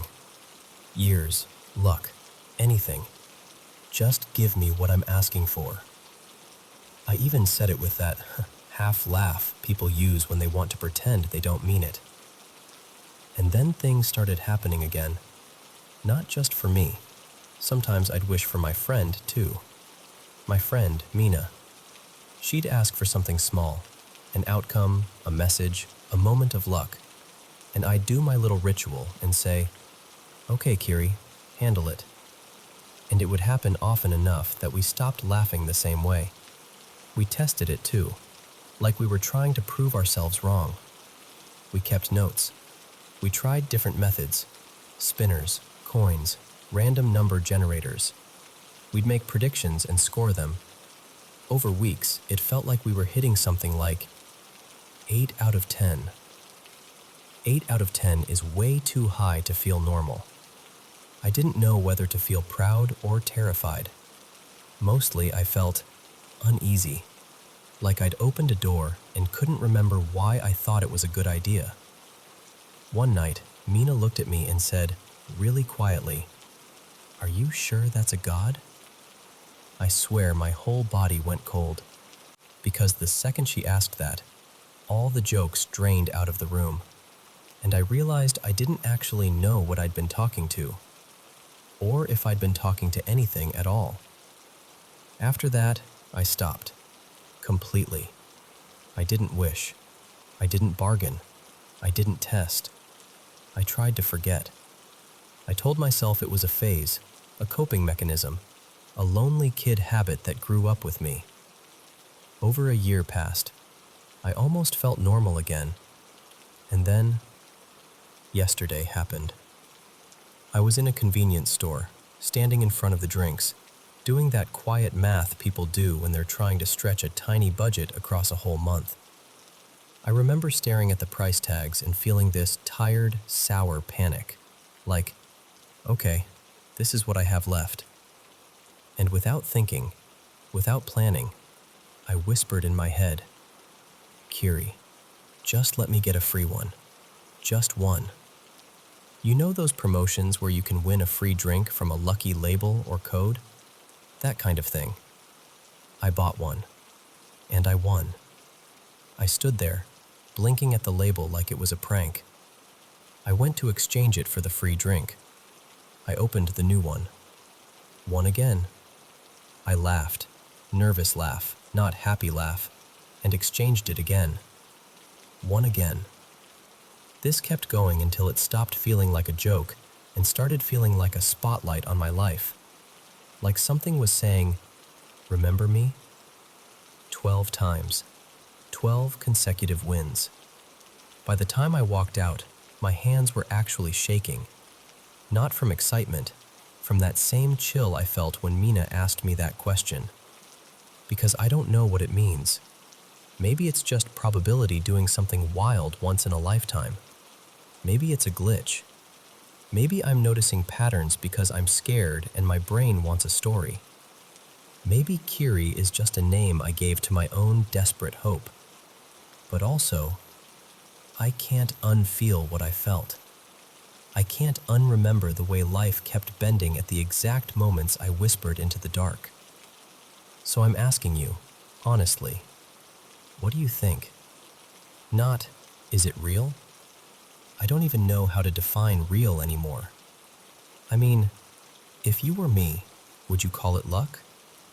Or would you stop and wonder who, or what, has been listening all this time?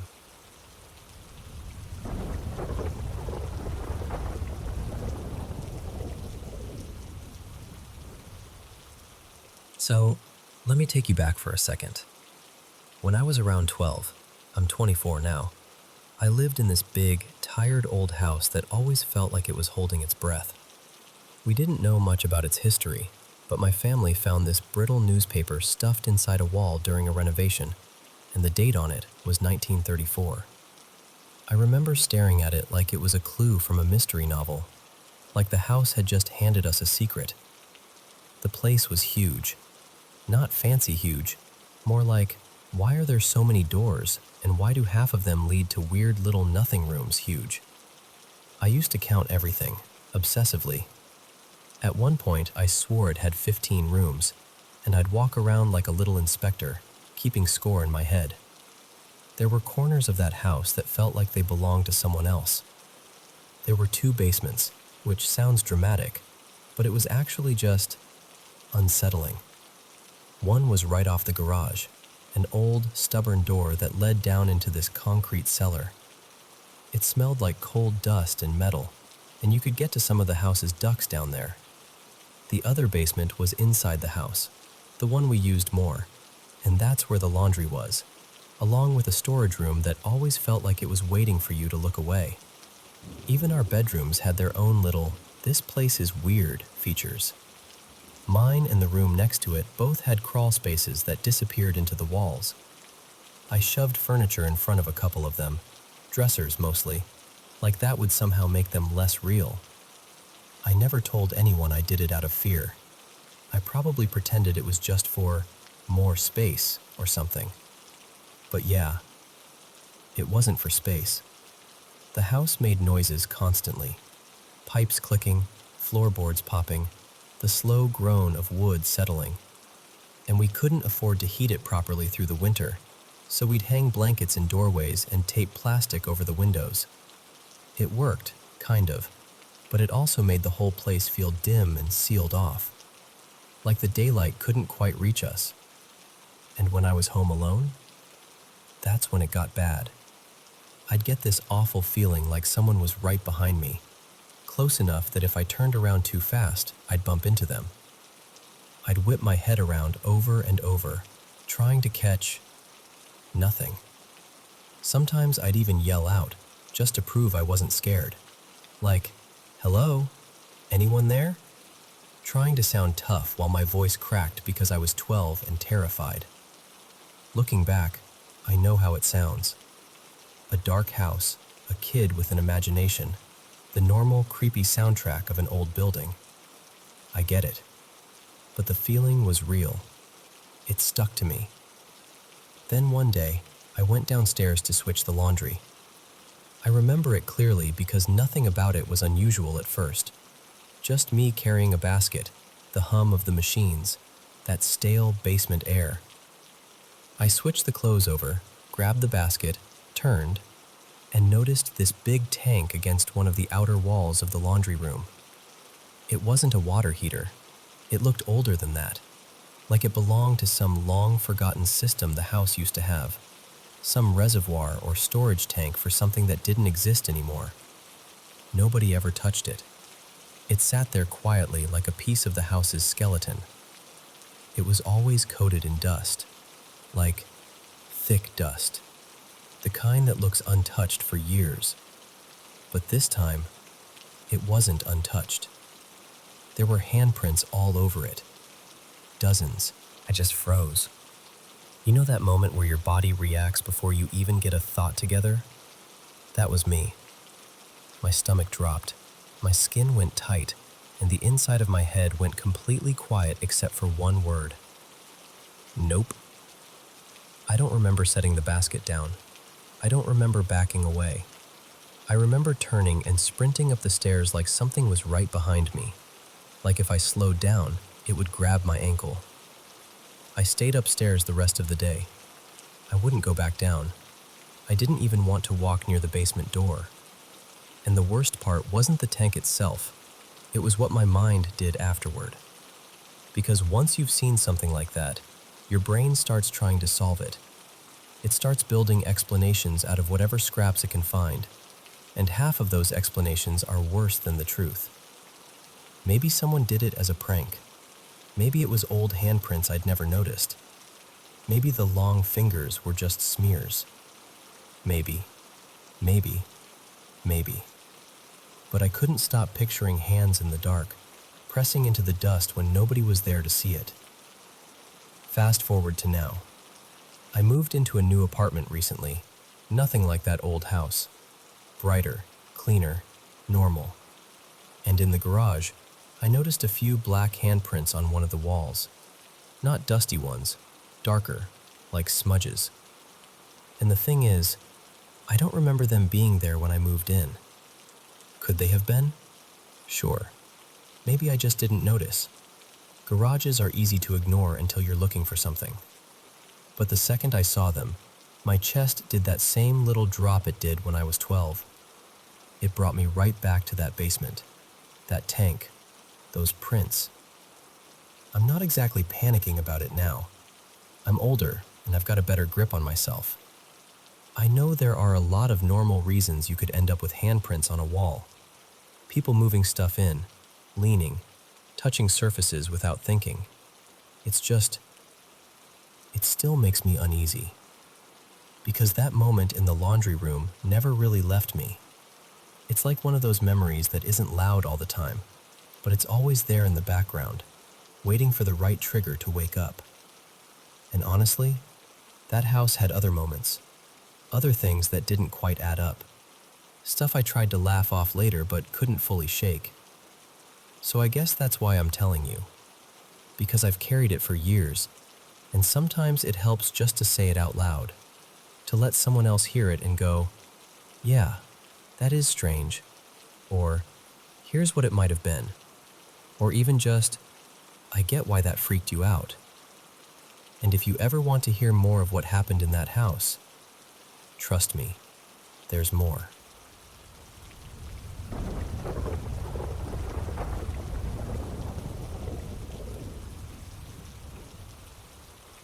Hey, so I grew up just outside Lewiston, and I've lived around here long enough that most places feel familiar in my bones. That's part of why what happened recently hit me so hard. You probably know what I mean, the shooting. The thing everyone talks about in clipped sentences, like if we keep it small, it won't swallow us. What I'm about to tell you isn't some grand theory, and I'm not trying to solve anything. It's just something that happened to me in the day leading up to it. The kind of story people hear and immediately decide you must be exaggerating. I'm not. I wish I were. So, about 24 hours before everything happened, I had one of those stress spirals where my sense of self starts slipping. If you've never dealt with dissociation, it's hard to explain without sounding dramatic. It's like your mind turns into a tug-of-war rope and you're holding on with burning hands, trying not to get pulled into a version of you that doesn't feel like you. When it gets bad, I do weird grounding stuff. Not dangerous, just symbolic. That night, I decided I was going to burn a small bag of clothes I'd been clinging to, pieces that felt tied to the part of me I was trying to quiet down. Think of it like trying to let go of a skin you're terrified will grow back. There's this wooded area I go to when I need to be alone. People around here have spots like that, little pockets of trees where you can breathe without an audience. And when I got there, I heard gunshots. Not one or two, a lot. Rapid, over and over. Now, this is Maine. Hearing gunfire isn't automatically a red flag. It could have been someone target practicing, could have been a range nearby, could have been any number of normal, everyday things. But that night, it made my stomach go cold anyway. Like my body noticed something my brain hadn't caught up to yet. I kept walking, trying to convince myself I was fine. I made it to a place I sometimes crash when I'm not doing well, a tucked-away spot not too far from this local bar and rec place people know well. Not right next door, but close enough that you could hear the hum of cars if the wind was right. And by then, the gunshots had stopped. The silence afterward was worse. Normally, I'm kind of on autopilot when I'm out there, but that night, I couldn't shake the feeling that I wasn't alone. Not in a spooky, there's a ghost way, but in a very human, very practical way. Like someone else was out there too, watching the same tree line. I told myself I was being paranoid. I even laughed at myself a little like, okay, calm down. You're not the main character in a horror movie. And then I started heading back. When I came out near the path entrance, there was a car parked right where I'd gone in. And I mean right there. Like, lined up parallel to the trail, positioned in a way that made it feel intentional. This isn't a busy pull-off. It's not the kind of place where someone accidentally stops unless they have a reason. My heart started doing that awful hammering thing. I stood there for a second, trying to act normal, because there's this instinct we all have. If you pretend you're not scared, maybe the world will believe you and make it true. But the car didn't move. I left. I didn't call the cops. Around here, people don't always call over gunshots unless they're certain. It's not that folks don't care. It's that you learn, over time, what gets taken seriously and what gets shrugged off. When I got home, I crashed hard, mentally, emotionally. I'm going to be honest with you. I was in a bad place. The kind of place where your thoughts start whispering really cruel options. I didn't do anything, but I got frighteningly close to not wanting to be here anymore. And then I had this experience I still can't put into neat words. It felt like I left. Like I died for a second.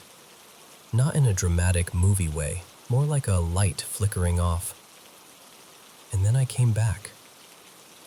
The strange part was the feeling that the me I'd been fighting, the other voice, the other self, took the hit. Like it stepped forward and absorbed the fall, and then I opened my eyes and I was still here. I know how that sounds. Believe me, I know. The next day I tried to go to work, but I was foggy. I couldn't eat. I couldn't focus. Everything felt slightly out of sync, like the world was running a fraction of a second ahead of me. Around early evening, I ordered food, some fast food delivery, nothing special. And while I was waiting, this wave hit me. You ever get that deep, physical dread that doesn't start in your thoughts, but in your body? Like something grips you from the inside? That's what it was. It landed in my gut, sharp and cold, and suddenly I was sick, violent, unstoppable sick. And with it came these flashes in my head, a countertop, a jar, a specific angle of light, like a memory trying to force its way through a locked door. And then, this is the part that still makes my throat tighten. I had this sudden sense of childhood trauma. Not a full movie of it, more like a horrible realization without a clear picture. Like my mind was saying, this happened, but not offering a name or a face. I wasn't trying to invent anything. I wasn't sitting there thinking, let me create a story. It just surfaced, like something buried finally cracked open under pressure. I checked the clock during all of it because I was trying to anchor myself in reality, and it was 6:38 p.m. That time is burned into me now. I remember thinking, someone is hurt. Not me, someone else. It was the same feeling you get when bad news is about to arrive, like your body knows before your phone rings. I kept thinking of that scene in a sci-fi movie, where the wise old character suddenly winces like they've felt 1,000 people disappear at once. That's the closest comparison I've got. It was grief without a source, terror without a target. And then the news started unfolding. The locations, the timing, it all threaded through places I knew too well. I spent years bouncing around Lewiston when my life was unstable. I've slept rough near the same stretches of town. I've walked past the same doors.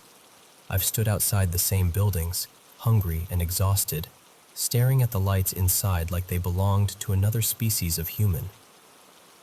When they said where it happened, I felt my chest drop. Because those weren't abstract dots on a map to me. Those were real corners I've stood on. A friend of mine, Riley, texted me later and asked if I was okay, and I remember staring at the message thinking, how do you answer that? How do you say, I'm alive, but I don't feel fully returned to my own life? Because 2 months earlier, I'd had this bizarre, humiliating moment where a stranger in a restaurant screamed at me, called me disgusting names, accused me of things that weren't true, over something as stupid as the shirt I was wearing. A pink anime tee. That's it. And it wasn't just an insult. It was like she needed me to be a villain so she could feel righteous. And after the shooting, that memory didn't feel random anymore. It felt like a pattern. Like something in this town gets under people's skin and turns them into mirrors for their worst fears. A couple days after, I started watching this old anime called Paranoia Agent. It's about a community that keeps blaming a mysterious figure for everything. Like if you can point at a phantom, you don't have to look at your real pain. And I couldn't stop thinking about that. Because that's what it feels like here sometimes. Like there's a shadow that moves through Lewiston. Not a literal ghost, not some cartoon monster, but something heavier than that.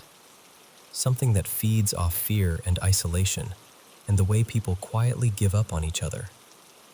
And listen, I know I sound like I'm rambling. I know how easy it is to roll your eyes at this. I'm not asking you to believe in magic or secret plots or anything like that. I'm just telling you what it felt like to be in my body in the hours before it happened. The gunshots in the woods, the car at the trail, the sudden sickness and dread, the way my mind cracked open and spilled things I wasn't ready to see, the way the whole town seemed to tilt, like the ground under it had been hollow for a long time. All I know is this: something is wrong here. Maybe it's just trauma layered on trauma. Maybe it's the way pain echoes in a small place and starts sounding like prophecy. But whatever it is, I don't want it to take anyone else.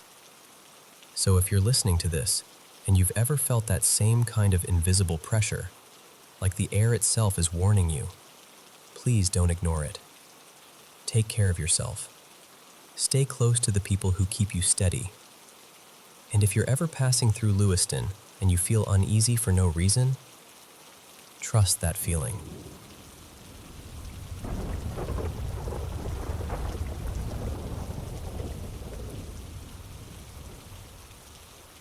Okay, so I don't tell this story often, but I'm going to try to get through it with you. When I was about 6, we moved into this older house that belonged to my dad's parents.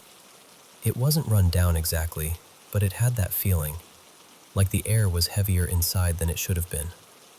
The kind of place where you'd walk in and immediately lower your voice, without even realizing you were doing it.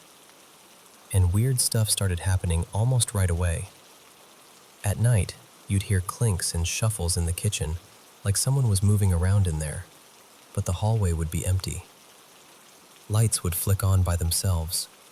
Small things would go missing, like a fork or a set of keys, and then turn up somewhere that made no sense, like inside a cabinet we didn't even use, or on the basement steps. My mom swore she put a pair of scissors on the counter once and found them later sitting in the bathtub upstairs. We'd hear what sounded like little kids giggling, but it would be coming from places no kids were, downstairs or right outside my little brother's room. And sometimes, late at night, these dark shapes would move across the corners of your vision. You'd blink and they'd be gone, but your stomach would still drop like they were still there. I had one moment in that house that still makes my skin go tight when I think about it. So, my bedroom had this door that led directly down into the basement. Not a normal, down-the-hall basement door. This one was in my room. Our basement was kind of half above ground, and the living space sat on top of it, so the door was there like it belonged. One night, I woke up to the slow creak of that door opening. I remember thinking, half asleep, oh, it's just Mom checking the laundry, because the washer and dryer were down there. I didn't even sit up at first. I just stared toward the door, waiting for a familiar shape. But what stepped into that doorway wasn't my mom. It wasn't my dad either. It was this figure. Just darkness shaped like a person, but wrong somehow. Too still, too quiet. And the worst part was the feeling that it was looking at me, like it knew I was awake, like it was waiting to see what I'd do. I couldn't move. I couldn't even breathe right. I did the only thing a terrified 6-year-old can do. I yanked the blanket up over my head and squeezed my eyes shut so hard it hurt. I stayed like that until I don't even remember when. I must have passed out from fear. That was the first and last time I ever saw that thing directly. But it wasn't the end of what was happening in that house. Not even close. A couple months later, my little sister, let's call her Mia, was 2, almost 3. Just a tiny kid. And she started saying this same sentence over and over, like it was a normal part of life. Do you see the black kitty? Black kitty. Only we didn't have a cat. We didn't have any pets. So at first we did what families do. We laughed a little, brushed it off, figured it was just toddler imagination, until it wasn't cute anymore. Because then the night started. I'd be asleep and suddenly I'd hear Mia screaming like she was being chased, like real, panicked, choking sobs. And she'd be yelling, clear as day, "The black kitty is gonna get me! It's coming! It's coming!" And I know how that sounds. I know it sounds like something from a horror movie, but I can't even explain to you what it does to your brain to hear those words coming out of a 2-year-old at 2 in the morning. She wasn't playing. She wasn't half dreaming. She was terrified. And Mia kept talking about the cat, but the way she talked about it changed. It wasn't kitty anymore. It was black cat. Always black cat. And always with this warning in her voice, like she was reporting something she couldn't stop seeing. Eventually, my grandma told a family friend about it. This woman named Renee who, honestly, I didn't know what to make of at the time. She wasn't loud or dramatic. She didn't come in trying to scare anyone. She was calm, gentle, but the second she stepped inside, her whole expression shifted. Like her body registered something before her mind even spoke. She looked at my mom and said, very quietly, something like, "There's something here that doesn't want your family here." And then she added the part that made my mom's face drain. "It's focused on the little one, because she's young, because she's open." A few days later, Renee came back and said she wanted to bless the house. She walked room to room, doing what she called anointing, moving slowly, speaking under her breath, touching door frames. The air felt tense, like the house was holding itself still. She did every room, mine, my sister's, the kitchen, the basement door, even the closets, until she got to my mom's bedroom. And then she stopped. She told my mom she couldn't step across that doorway, not even a foot. She said it like it was a rule, like it wasn't up for discussion. My mom was already exhausted and scared out of her mind, so she listened. Renee did something in my mom's room. I didn't see all of it, but I remember how the hall got colder. Not the normal drafty kind of cold, the kind of cold that feels deliberate. When she was done, she told my mom to open the back door that led outside from her room. My mom opened it, and right then, there was this rush, this wave of freezing air that moved through the doorway and out into the night. So cold you could actually see it in the air, like mist. It hit my mom's legs hard enough that her pajama bottoms fluttered, like something had just swept past her. And then, just like that, it was gone. No more giggling, no more footsteps, no lights turning on, no kitchen noises, no missing objects reappearing in weird places. And Mia stopped screaming about the black cat. The house became normal. Quiet in a way it had never been before. Not long after that, we moved anyway. My parents didn't want to risk anything starting up again. And honestly, I don't blame them. I still think about it sometimes, even now. It's been years and years, and I can still feel that moment. The creak of the basement door, the weight in the room, the way my whole body turned to ice. And I hate talking about it. I really do. But there's a small part of me that feels like saying it out loud gives it less power. Like I'm finally taking something back from that house. So, yeah, that's what happened. That's the closest I can get to explaining it. And even telling you now, I've got goosebumps.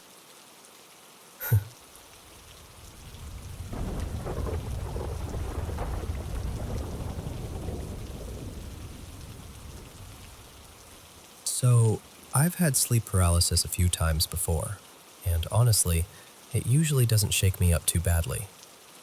But this one had a different weight to it.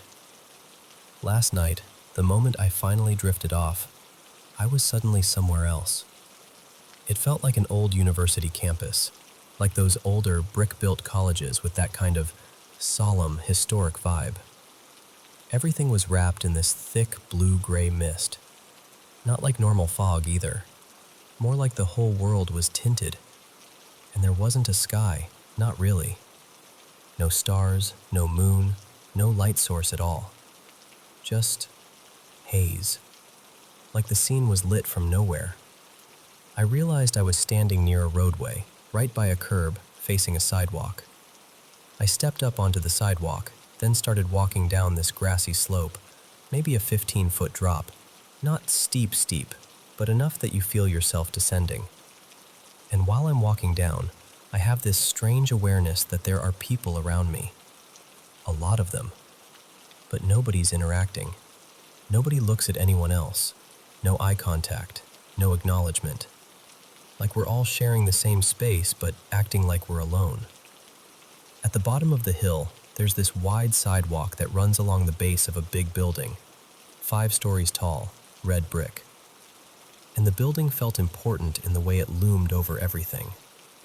What grabbed me immediately were these 2 massive arched passageways, each one maybe 20 feet tall, set apart from each other, like 40 feet or so. And both of them were filled with this dark black mist. Not shadow, mist, like something thick and moving. I couldn't see into either archway at all. Between those arches, up on the 3rd floor, were 4 large windows. Wooden frames, divided into multiple panes, with arched accents at the top. They were pitch black, no reflections, No hint of the foggy sky, nothing. Just blank darkness like someone had cut holes into the world. I'm about halfway down the slope when I see him. Not running, not rushing, just appearing in a way my brain couldn't fully explain, like he was already there and my eyes only caught up afterward. He stepped through the brick wall directly beneath those windows, between the archways, as if the building wasn't solid at all. He was tall, still, wearing that unmistakable brimmed hat. And even though the fog and distance should have made details hard to see, I knew it was him.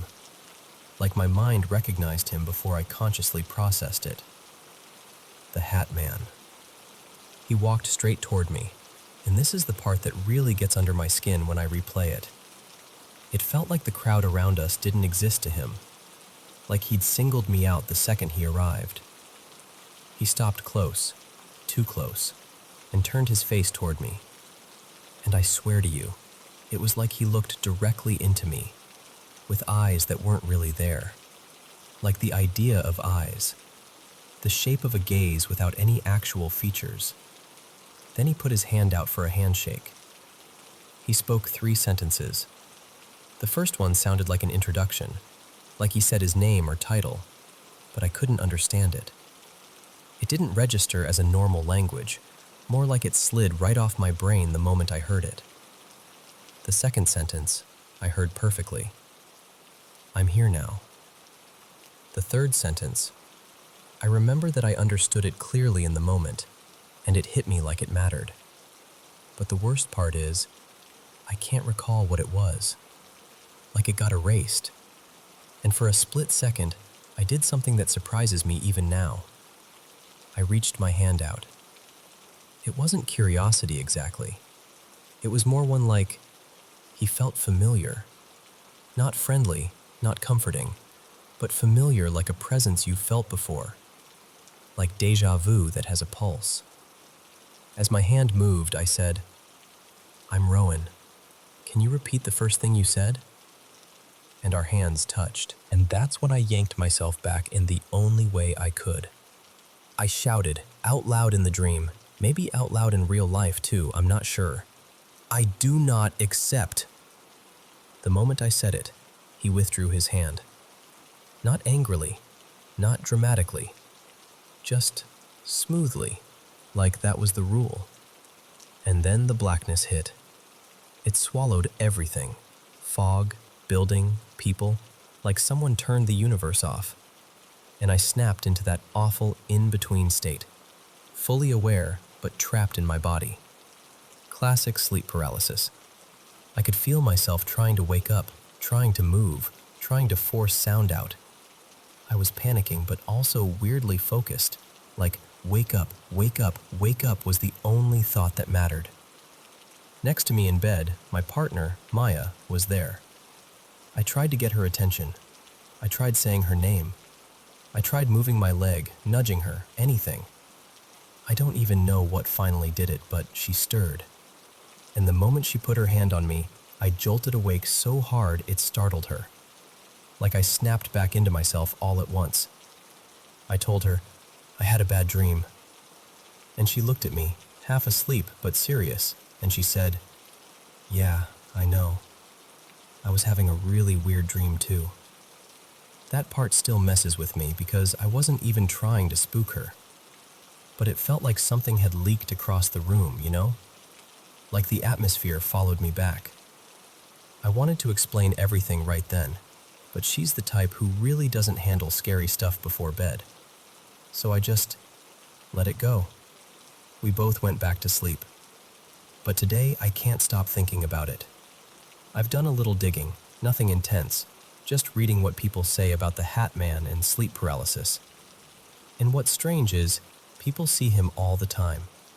They describe him all the time. But I haven't really found many who say they actually spoke to him, or touched him, or had him offer a handshake like that. So I keep circling the same question in my head.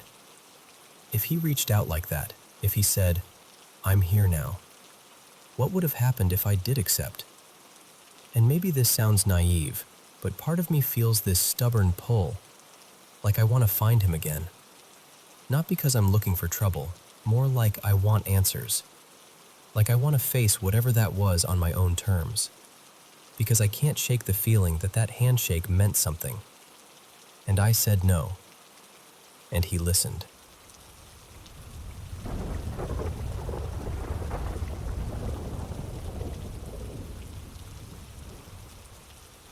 Okay, so I need to start by saying I've never actually touched a Ouija board. Not even once. I grew up in a really traditional Catholic household, the kind where you go to Catholic school because it's just what you do. And every adult in your life talks about faith like it's as practical as locking your front door at night. I'm not practicing anymore, but the fear they planted? Yeah, that stuck. I still remember this one teacher in high school, Mr. Donnelly, trying to explain why Ouija boards were dangerous, and he put it in a way I've never forgotten. He said it was like picking up your phone, turning on location services, dialing a random number, and having absolutely no idea who's going to answer. That image got under my skin. My parents acted like anything occult wasn't just a bad idea. It was an invitation. They had real, vivid beliefs about possession, exorcisms, all of it. I grew up hearing those stories the way other kids hear campfire tales, except mine were told at the dinner table with full sincerity. So fast forward I get to college, and I meet my best friend, Tessa. Immediately click. She's warm, funny, grounded. The kind of person who makes a dorm room feel like home even if it's just cinder block walls and mismatched bedding. Tessa also had these two friends she'd lived with the year before, Marin and Jules. They didn't end up in the same place the next year, but they still floated around us a lot, especially early on. And I don't know how to say this without sounding dramatic, but from the start, something about them felt off to me. Not like I don't like their vibe, but more like my body would tense up when they came into the room. Marin could be negative in this kind of cold, cynical way, but Jules was different. Jules was quiet, intense, like there was always something heavy standing just behind her. Later I learned she'd been through a lot, serious trauma, the kind that shapes the way someone moves through the world, and she'd never really gotten help for it. It wasn't just sadness, it was like she carried a storm around with her. One afternoon, Tessa and I were sitting on her bed talking about religion, how neither of us was very church anymore, but we still believed in something bigger. Like we had our own private rituals, our own sense that there's more going on than what you can see. And I finally admitted, kind of awkwardly, I don't know what it is, but Jules gives me weird feelings. Tessa got quiet, like quiet. And when I asked if she knew what I meant, she just nodded and said, "Yeah, I didn't want to freak you out." Then she told me this thing that still makes my scalp prickle even now. Apparently Jules had this antique doll, something she'd pulled from her grandparents' attic and became obsessed with. She carried it around more than you'd expect someone our age to. And Jules claimed there was a spirit attached to it. She had a name for it. She called it the Long Man. Tessa told me that when she lived with Jules and Marin the year before, they used a Ouija board all the time to talk to him, like it was a normal activity, like watching TV together. She said she never participated, but she was around it enough that it seeped into her life anyway. And then she told me what she experienced. She said she would wake up from naps, middle of the afternoon, sunlight still coming through the blinds, and see this huge, billowing shape in the corner of her room. Not a person exactly, more like a tall presence wrapped in shadow, as if the air itself had mass. She said she'd blink and sit up and it would still be there, unmoving, just watching. And then there was the Ouija board incident. Tessa swore to me that once she walked into the living room while they were mid-session, and the little planchette, the piece your fingers rest on, shot off the board like it had been snapped from a rubber band. It flew toward her, not gently, not like it slid, like it got thrown. Jules apparently just said, very casually, he doesn't like extra people. Tessa told me that as move-out got closer, the presence started showing up nearer to her bed, like it was closing distance. And one night, she woke up and felt like it was right there, not in the corner anymore, but looming over her, so close she could barely breathe. She said she couldn't scream, she couldn't move, just this crushing sense of being pinned under something immense. And then, after she moved out, it stopped, like it had been tied to that place, or to them. The part that really messed with me came the next year. A girl we both knew, Lena, ended up moving into that same dorm apartment. I knew Lena from campus stuff and from bonding over being raised Catholic. She was still practicing, still wore a little medal sometimes, but she was also the kind of person who didn't judge me for stepping away. One day, Tessa and I ran into her at the university housing office, and Lena looked wrecked, like she hadn't slept in weeks. Her skin had that hollow, papery look. When I asked if she was okay, she just crumpled. Tears immediately. No warning. So we took her to grab coffee, and once she caught her breath, she told us what had been happening in the apartment.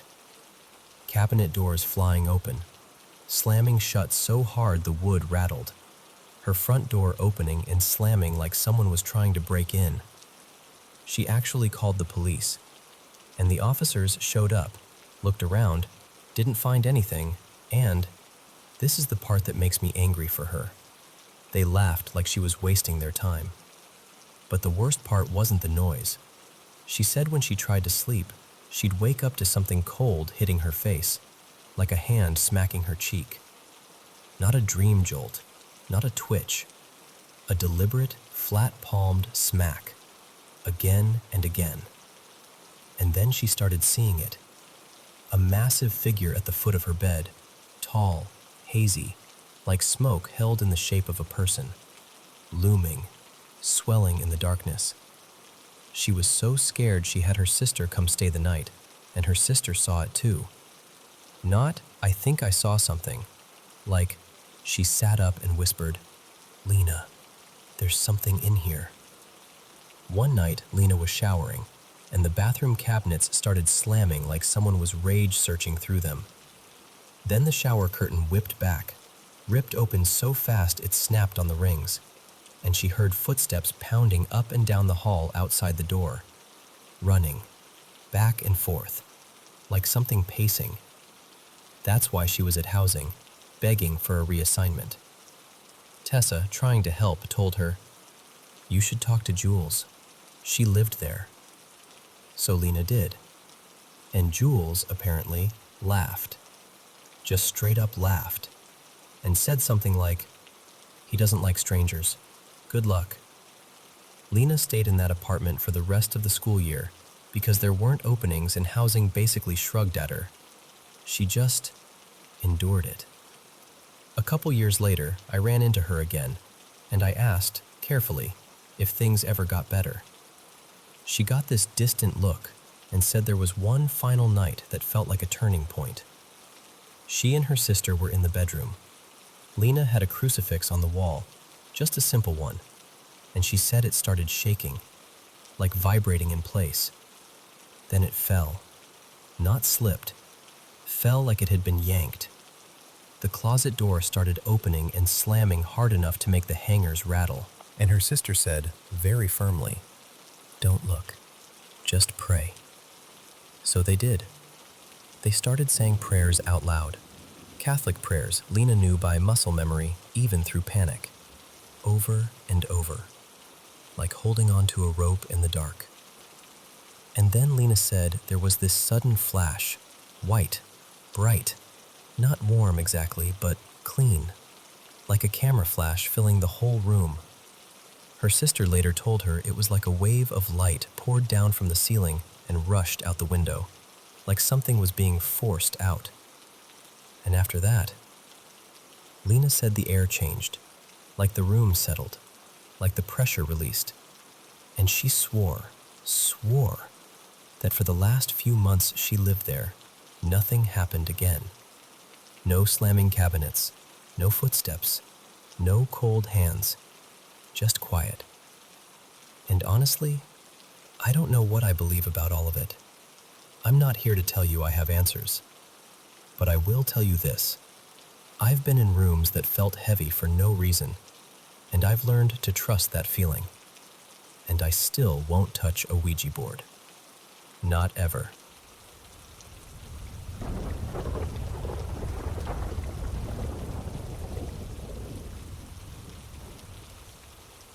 So let me tell you something that still gives me goosebumps when I think about it. In my country, Spain, January 6th is a big deal. It's Epiphany Day, the day of the three wise men. We grow up waiting for them, not Santa, and we give each other gifts like it's our version of Christmas. It was January 6th, 2020, right before the world tilted into the pandemic, and that morning started like any other holiday morning. Until it didn't.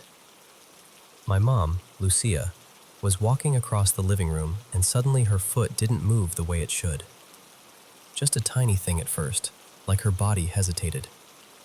But it wasn't nothing. After a blur of appointments and scans and those awful hospital waiting rooms where time stretches, we learned it was a brain tumor.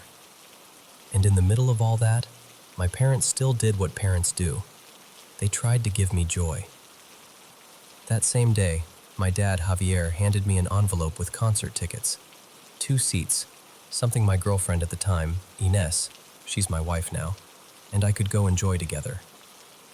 Music was always our thing as a family. We traded concerts like other people trade recipes. I even gave them tickets to a show they'd been excited about, like we were all trying to keep life normal by promising ourselves nights out and loud songs and future plans. Except, none of it happened. COVID arrived like a sudden storm. Concerts were canceled. Hospitals became fortresses. And my mom's treatment got harder and harder. Chemo cycles, weakness, days where she looked smaller in her own clothes. Then, cruelly, she caught COVID while already hospitalized. She was too drained to fight it. She died in the ICU not long after. And then, when I was still trying to understand how a house can feel so quiet after someone is gone, life did it again. About a year later, maybe a little more, my dad died suddenly of a heart attack while hiking in the mountains. He was with his best friend, doing the thing he loved most. Somehow that detail is both comforting and unbearable at the same time. After that, their house became complicated.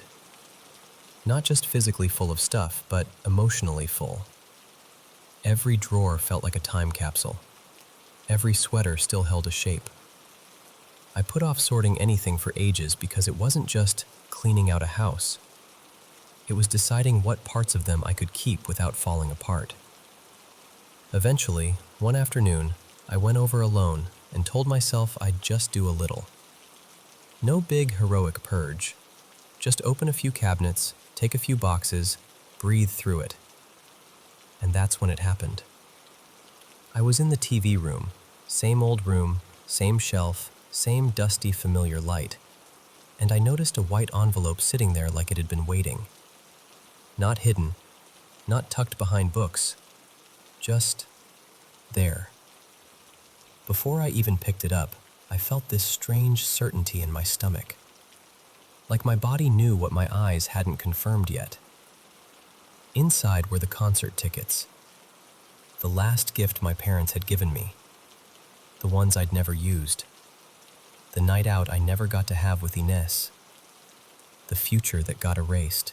But there it was, right in front of me, like someone had placed it gently in my line of sight.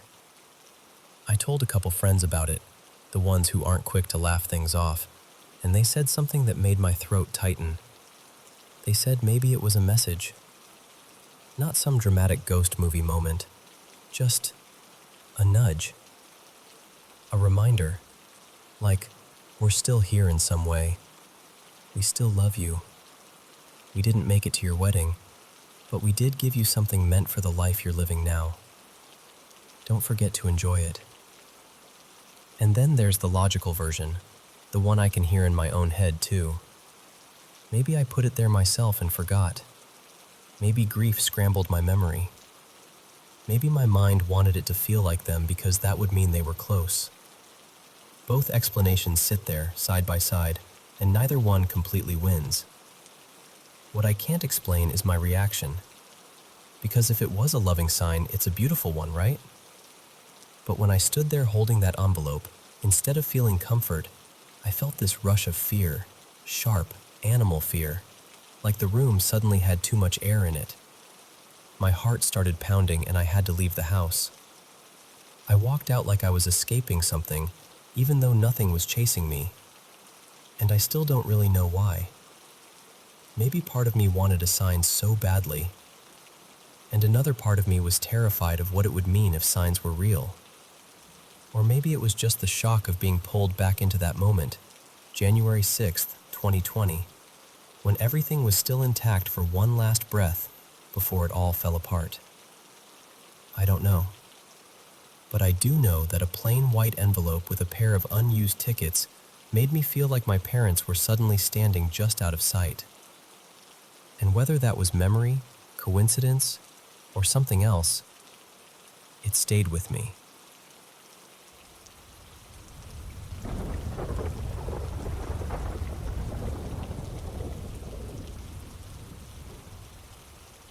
Alright, so let me start by saying this. I'm not new to weird nights. I've done enough duty shifts to know that sometimes the bump in the night is just drunk soldiers doing drunk soldier things, and sometimes it's something you can't explain without sounding like you've lost your mind. This happened back when I'd just pinned corporal. Fresh responsibility, trying to do everything by the book.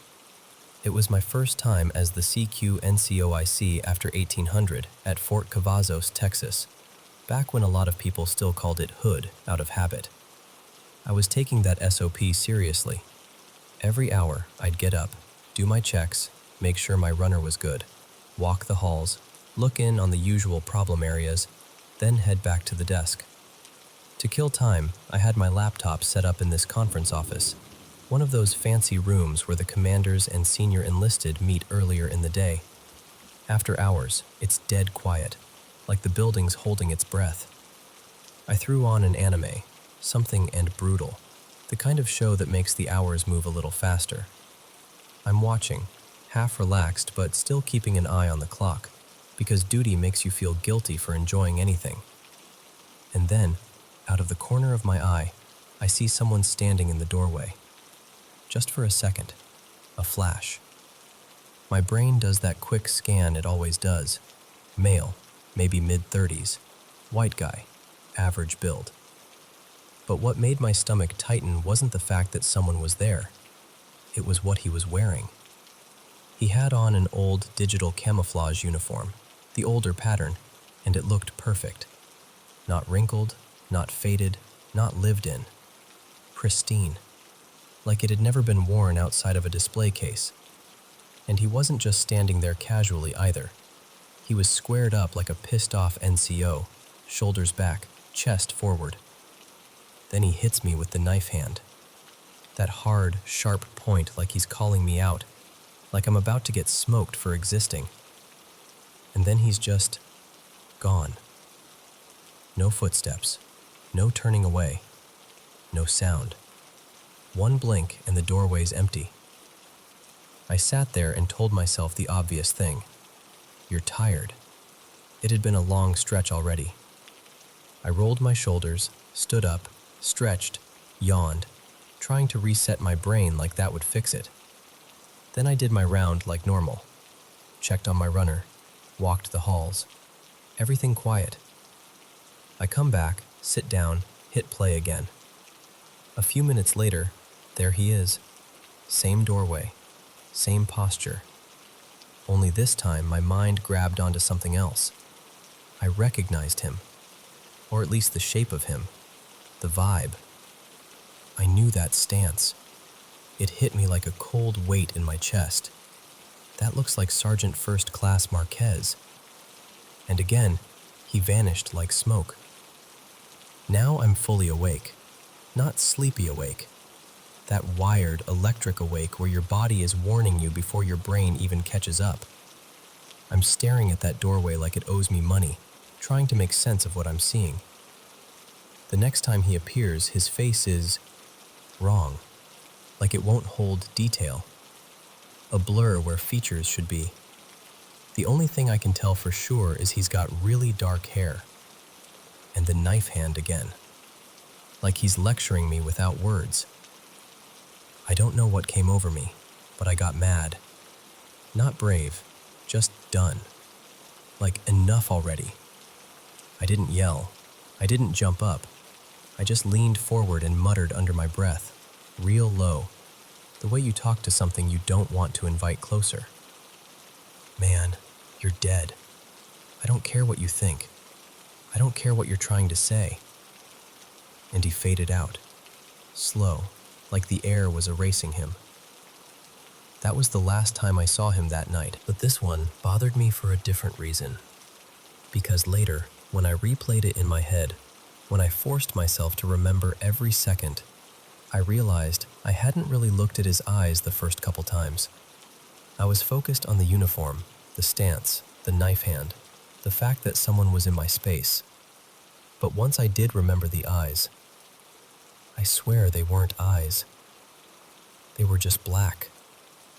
Not dark brown, not shadowed, not the light was weird. I mean jet black, like someone poured ink into the sockets. Blacker than a back road at midnight when there's no moon and the trees block out the sky. And that's what shook me the most, because he didn't look wounded. No blood, no missing pieces, no signs of an accident. Nothing that would explain why he'd still be hanging around like some restless spirit. It felt less like a ghost, and more like something wearing a ghost. Like something borrowed the shape of a person and used it like a uniform. I've had run-ins before with shadow figures, those barely there silhouettes that stand where they shouldn't stand. I've seen things that look almost like people but are too dark, like the light refuses to touch them. This felt related to that. Same wrongness, same cold pressure in the room. And then, here's the part that makes my skin crawl even now. I saw it again not long ago. Not on duty, not in some creepy office, in my own barracks room. I'm close to getting out, counting days, doing that thing where you're physically still there but mentally already stepping into the next chapter of your life. I'm in my room, normal evening, and I look up. And there's a soldier standing in front of my dresser. Civilian clothes, white tank top, light blue pants, boots on like he never really came off base, a cap pulled down, arms crossed like he's waiting on me to explain myself. And when he turns just enough for me to see his face, same eyes. That hollow, ink-black stare, like nothing's behind it. No warmth, no humanity. Just this calm, careless emptiness, like it could watch you suffer and not feel a thing. That's when the old nickname people used for the place came back to me. How some soldiers used to call that base a black hole.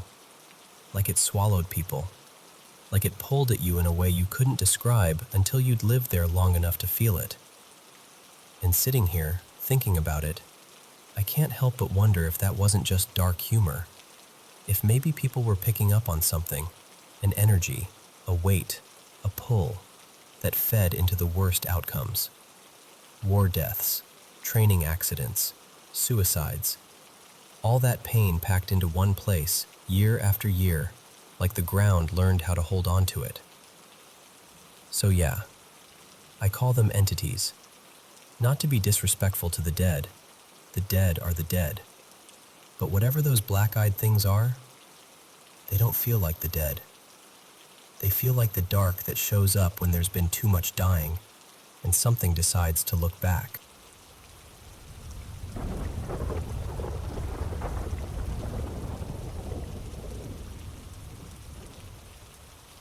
It's weirdly hard to talk about this out loud, even now.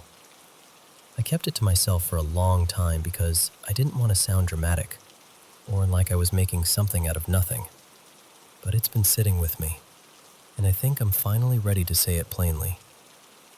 So, this happened a few years ago, late spring into summer of 2021. Back then, it was just me and my mom living in this older, creaky house. She worked long shifts, and I was between jobs, so I was home alone a lot. I'd try to keep busy, walk our dog, wash dishes, fold laundry, wipe down counters, just anything to make the day feel normal. And then one afternoon, around lunchtime, maybe a little after 1, I was sitting there eating, half watching something on my phone, when I heard people talking upstairs. Not like a TV, not muffled music, actual voices. It sounded like two adults, maybe a man and a woman, mid-conversation, like they'd already been talking for a while. I couldn't make out the words clearly, but I could tell there were two distinct voices. They even overlapped sometimes, like one interrupted the other. That detail still sticks with me because it felt casual, like they belonged there. Except they didn't. I was alone. My stomach dropped instantly. I went cold all over, and without thinking too hard, I grabbed my dog, Milo, and locked us in the downstairs bathroom. I remember sitting on the closed toilet lid, holding his collar like that would somehow keep both of us anchored to reality. I stayed in there for maybe 20 minutes, maybe longer, just waiting for my mom, Diane, to come home. And the second I heard her car in the driveway, the voices stopped. I told myself it was something explainable. Pipes, neighbors, sound carrying, my imagination. I wanted it to be something explainable. I figured that was the end of it. But the next day, it happened again. Same kind of thing. Midday, quiet house, and then those two voices upstairs, like they were in a room together talking to each other. This time, I didn't hide. I don't know why. Maybe I was angry at how scared I'd been. Or maybe I just wanted to prove to myself I had control over it. So I stood at the bottom of the stairs and called out, really simply, like I was talking to someone who'd walked in by mistake. "Hello?" And I swear to you, the moment I said it, the voices stopped, like a switch flipped. That became the pattern, over and over through that summer. I'd hear them when I was home alone, never when my mom was there. If I stayed quiet, they'd go on longer. If I acknowledged it, even softly, it would cut out immediately. And after the voices started, other little things started happening too. Small at first. The kind of stuff you can convince yourself is normal. A door that was cracked now closed. A sound from a room you hadn't been in. A weird thump when the house settled. But it felt different when it piled up, day after day, always when I was alone. Like the house was testing how much I'd ignore. The scariest moment, the one I still replay sometimes, happened later in the summer, closer to evening. My mom had gone to take my aunt to an appointment out of town, so she was going to be gone for hours. The house felt extra quiet, like it knew I didn't have backup. I was upstairs in my bedroom just lying on the bed, trying to distract myself. Milo was curled near my feet. And then I heard someone sprint up the stairs. I shot upright so fast I felt dizzy, and then, just as suddenly, the running went back down the stairs. Up, down, up again. And here's the part that still makes my skin crawl. It never sounded like the runner stepped off the stairs onto the landing. There was no transition noise, no shift onto the floor, just stairs. Like the person was trapped in that one motion, stuck on the staircase itself. During one of the runs upward, I threw my bedroom door open and leaned out to look, heart hammering so hard it felt like it was shaking my throat. The sprinting stopped instantly, and the staircase was empty.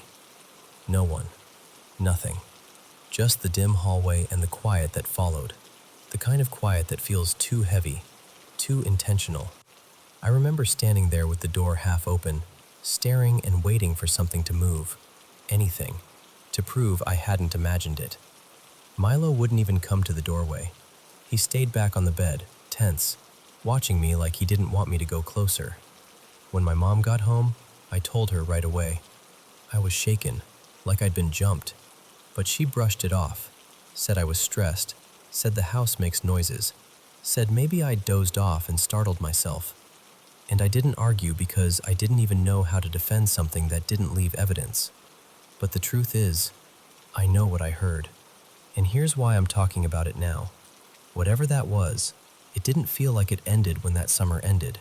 The upstairs voices and the stair sprinting eventually stopped, but other strange things kept happening over the next couple of years. Things that don't seem limited to the house anymore. Different places, different moments. The same unsettling feeling of being singled out when I'm alone. I'm not even asking for someone to tell me it's definitely paranormal. I'm just asking for someone to help me make sense of it. Because I've tried to explain it away, and I've tried to ignore it, and I've tried to laugh it off. But some part of me still remembers that afternoon. The sound of two people talking upstairs in a house that should have been silent. And I can't shake the feeling that something was there, listening back.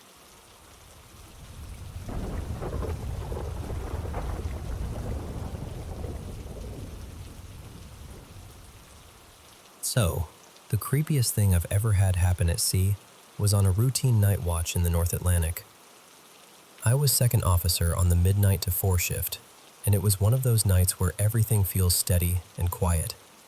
Engine hum, dark horizon, the kind of calm that almost makes you sleepy if you let it.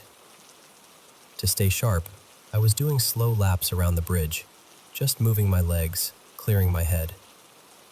At about 1:20 in the morning, I passed the starboard bridge window and caught sight of someone out on deck, walking from aft toward the bow. That alone didn't alarm me. On our ship, crew could step outside when they wanted, and sometimes people did if they couldn't sleep. But the timing felt off. It was late, and most people were dead asleep by then. I did another lap. When I came back to that same window, the person had stopped, standing in this awkward spot between the forward cargo area and the windbreaker. He was facing forward, back toward me, like he was just staring into the dark. I paused, watching, and then, without any normal shift in posture, no casual turn, no, "Oh, someone's up there," he rotated around and looked straight at me. And he raised his hand and started waving. Not like a quick, "Hey mate," wave either. More like a slow, repetitive wave, while his body stayed perfectly still. That's when my stomach tightened, because the more I stared, the more details didn't make sense. He was in a white overall. The problem was, our company-issued coveralls were dark blue with reflective strips. Nobody wore white. Not officers, not ratings, nobody. And his helmet was bright yellow.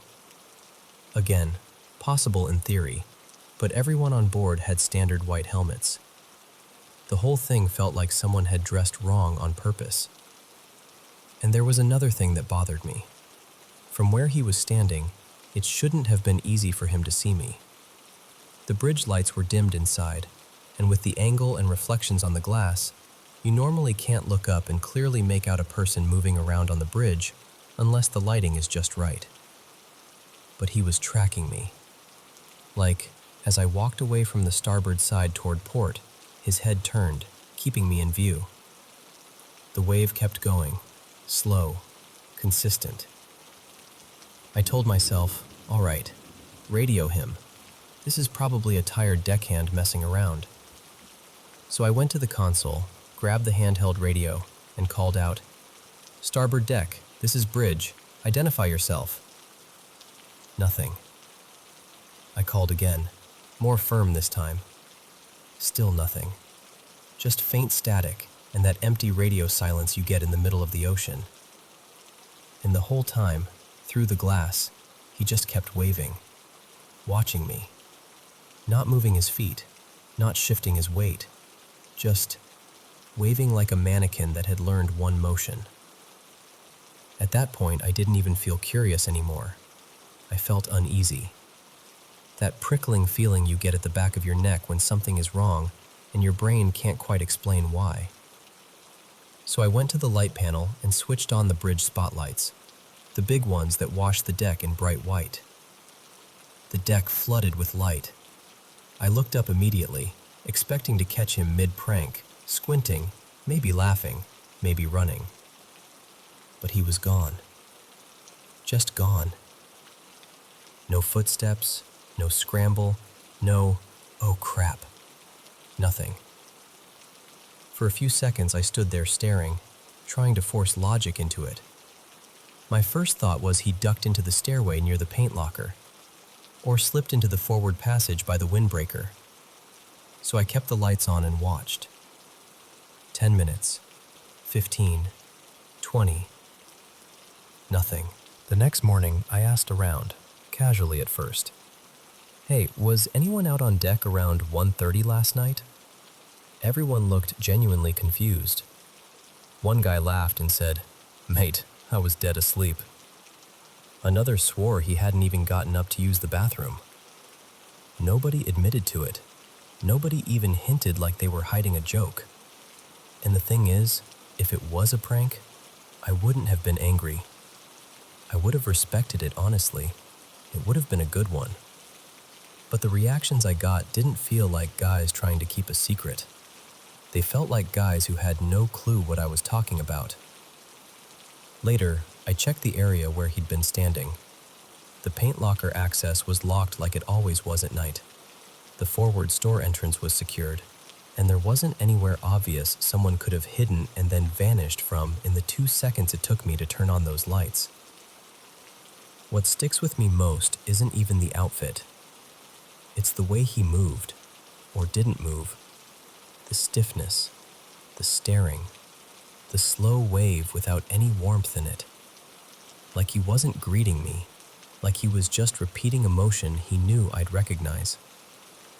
I've sailed for years, crossed plenty of ocean in the dark, dealt with real emergencies, real fear, and I've never had another moment like that one.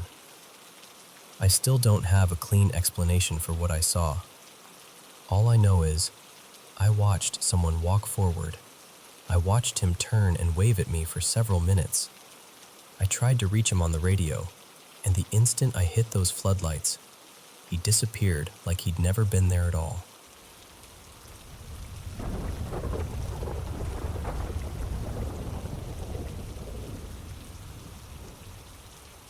So, I live in this house where I honestly can't find much history on it at all. The only thing I do know is what my parents told me from when they first moved in. When they were doing some work on the bathroom, they found this little stash inside the wall. A human hip bone, and a bunch of filthy old magazines, like sealed up in there.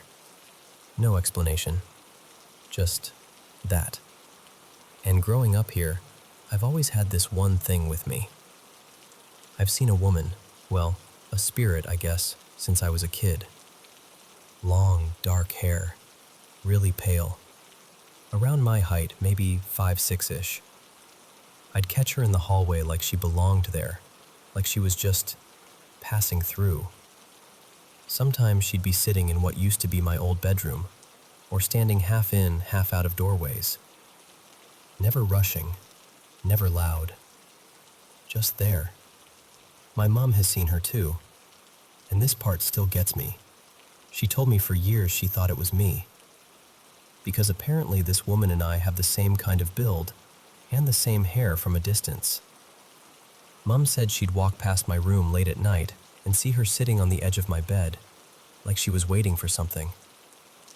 Or she'd catch her in her peripheral vision and think, oh, it's just her, until she'd look properly and realize I wasn't even there. This has been happening since we moved in, about 14 years now. And weirdly, I got used to her. I stopped feeling scared. If anything, she felt familiar, like an old presence that didn't mean harm. Lately, I don't even see her much at all, which I thought was a good thing.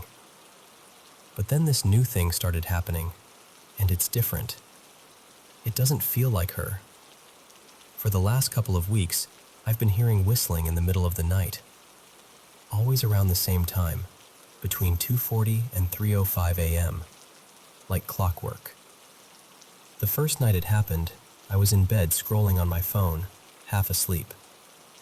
And suddenly I hear this clear, steady whistling, like a grown man standing outside, casually whistling to himself. Not music playing, not wind, actual whistling, controlled, intentional. My room faces the front of the house, and outside my window there's basically nothing, just a wide stretch of field and scrubby land. We've only got one neighbor, and they're off to the side. The rest is open dirt and bush for a bit before it hits anything else.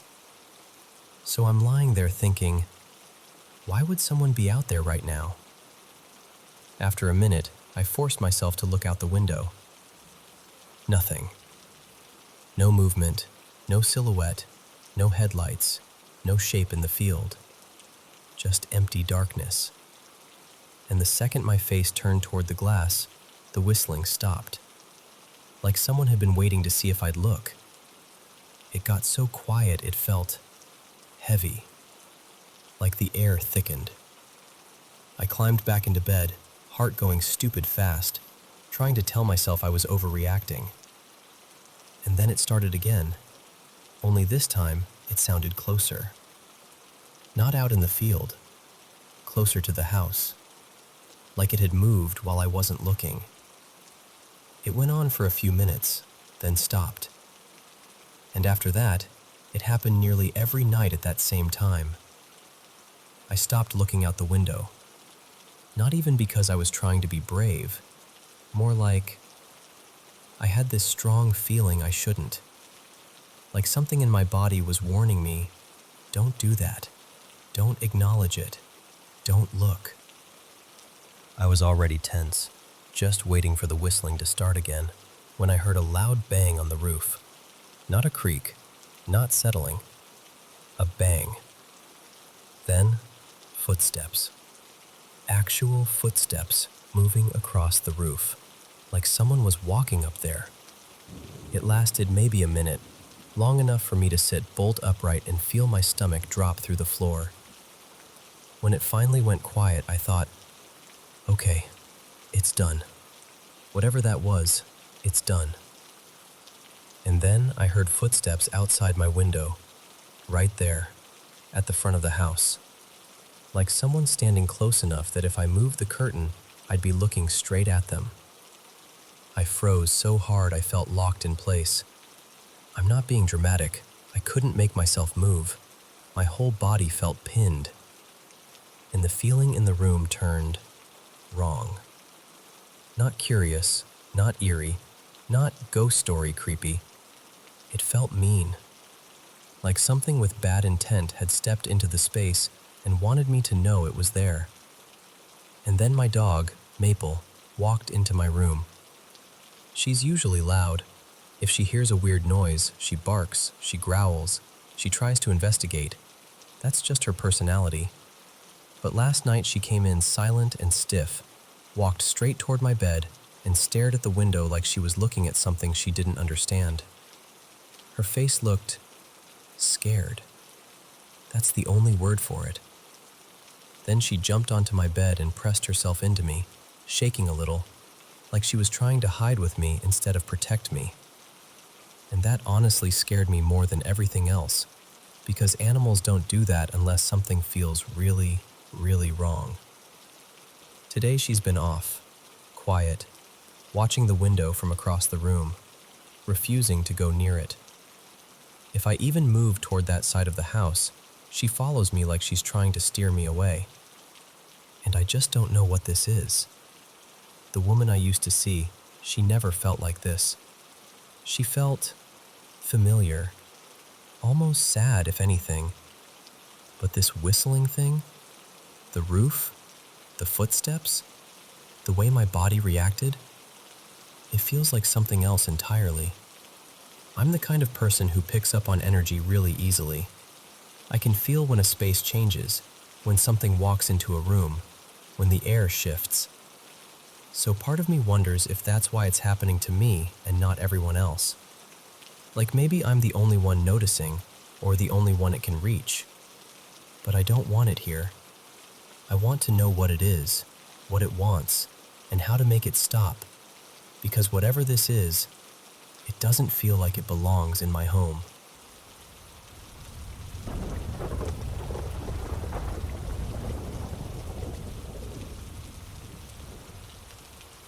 Okay, let me just tell you this the way it happened, because even thinking about it still makes my stomach clench.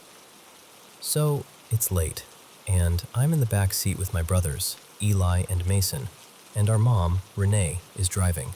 We're heading to my grandma's place because she hasn't answered her phone all day. Like, not texts, not calls, nothing. And normally she's the kind of person who calls you back too fast. So, yeah, people were getting worried. We turn onto her street, and at first it's just quiet, normal quiet. But the closer we get, the more something feels off, like the air inside the car changes. Then Mom pulls into the driveway, and immediately, I notice the porch. My grandma always has this weird little habit.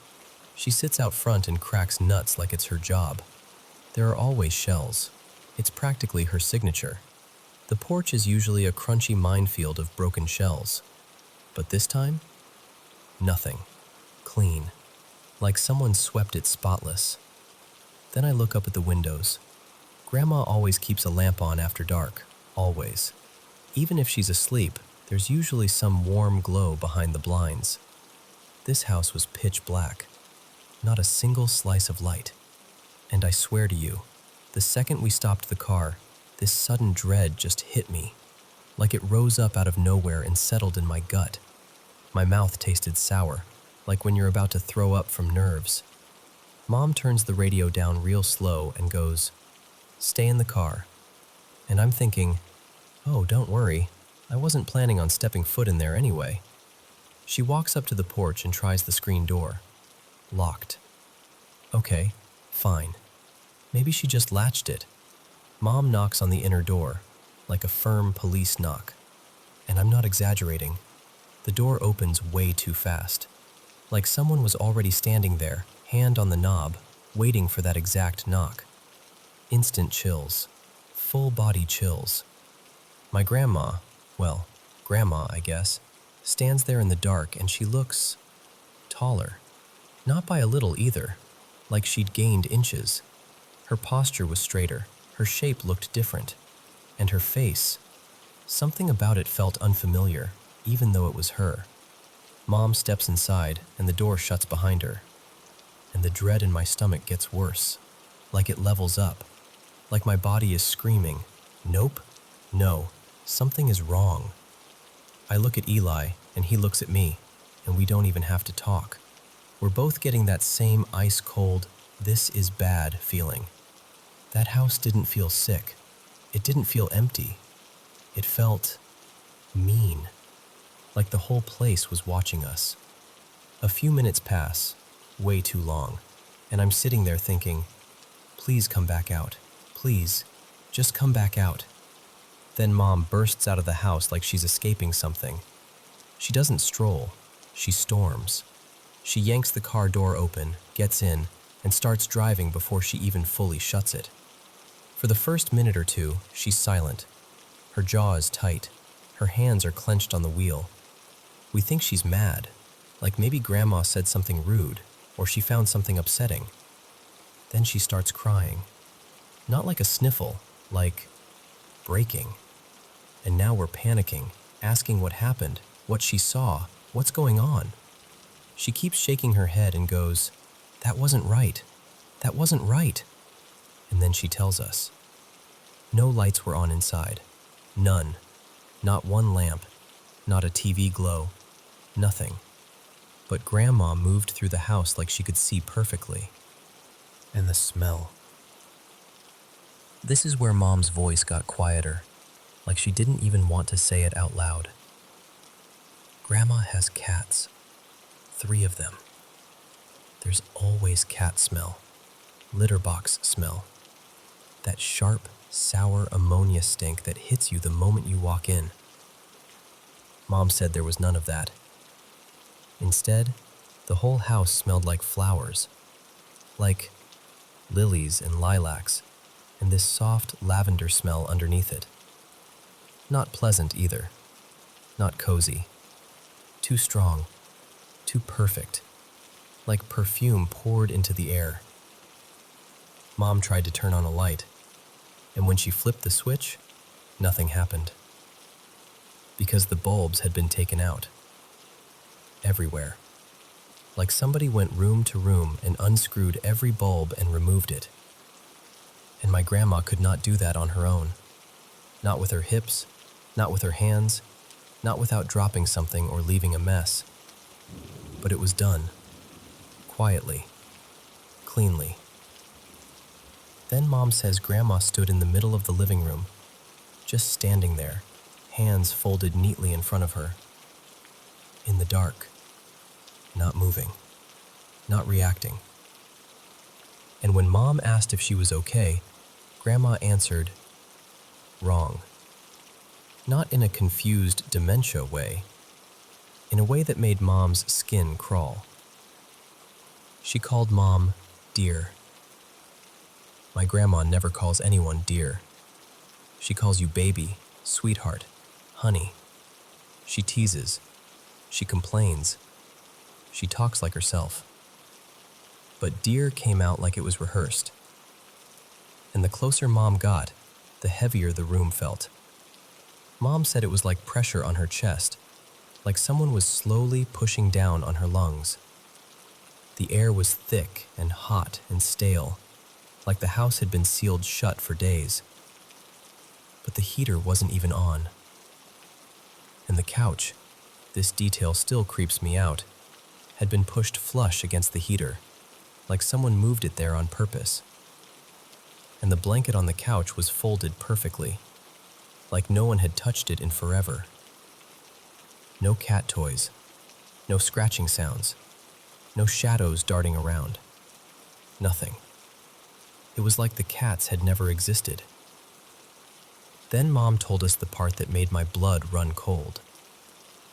She leaned in to hug Grandma goodbye, and Mom is taller than my grandma. She always has been. But when she put her arms around her, Mom realized she was looking up. She was shorter. She pulled back and swears Grandma looked younger, less wrinkled, smoother skin, like someone had peeled years off her face. And the hug didn't feel like hugging family. It felt like hugging a stranger wearing a familiar body. Then there were the glass collectibles, my grandma's prized little blue glass trinkets. She used to dust them like they were museum pieces. They were all shoved into a cardboard box, smashed, like someone got angry and broke them. And the box was jammed against the wall like it was being hidden. And one more thing. This is almost absurd, but Mom was dead serious. My grandma has, like, barely any teeth. She's been missing them for years. No money for dentures. It's just how it is. But while Grandma talked that night, Mom said she saw a full set of teeth. A full, normal set. Like, brand new.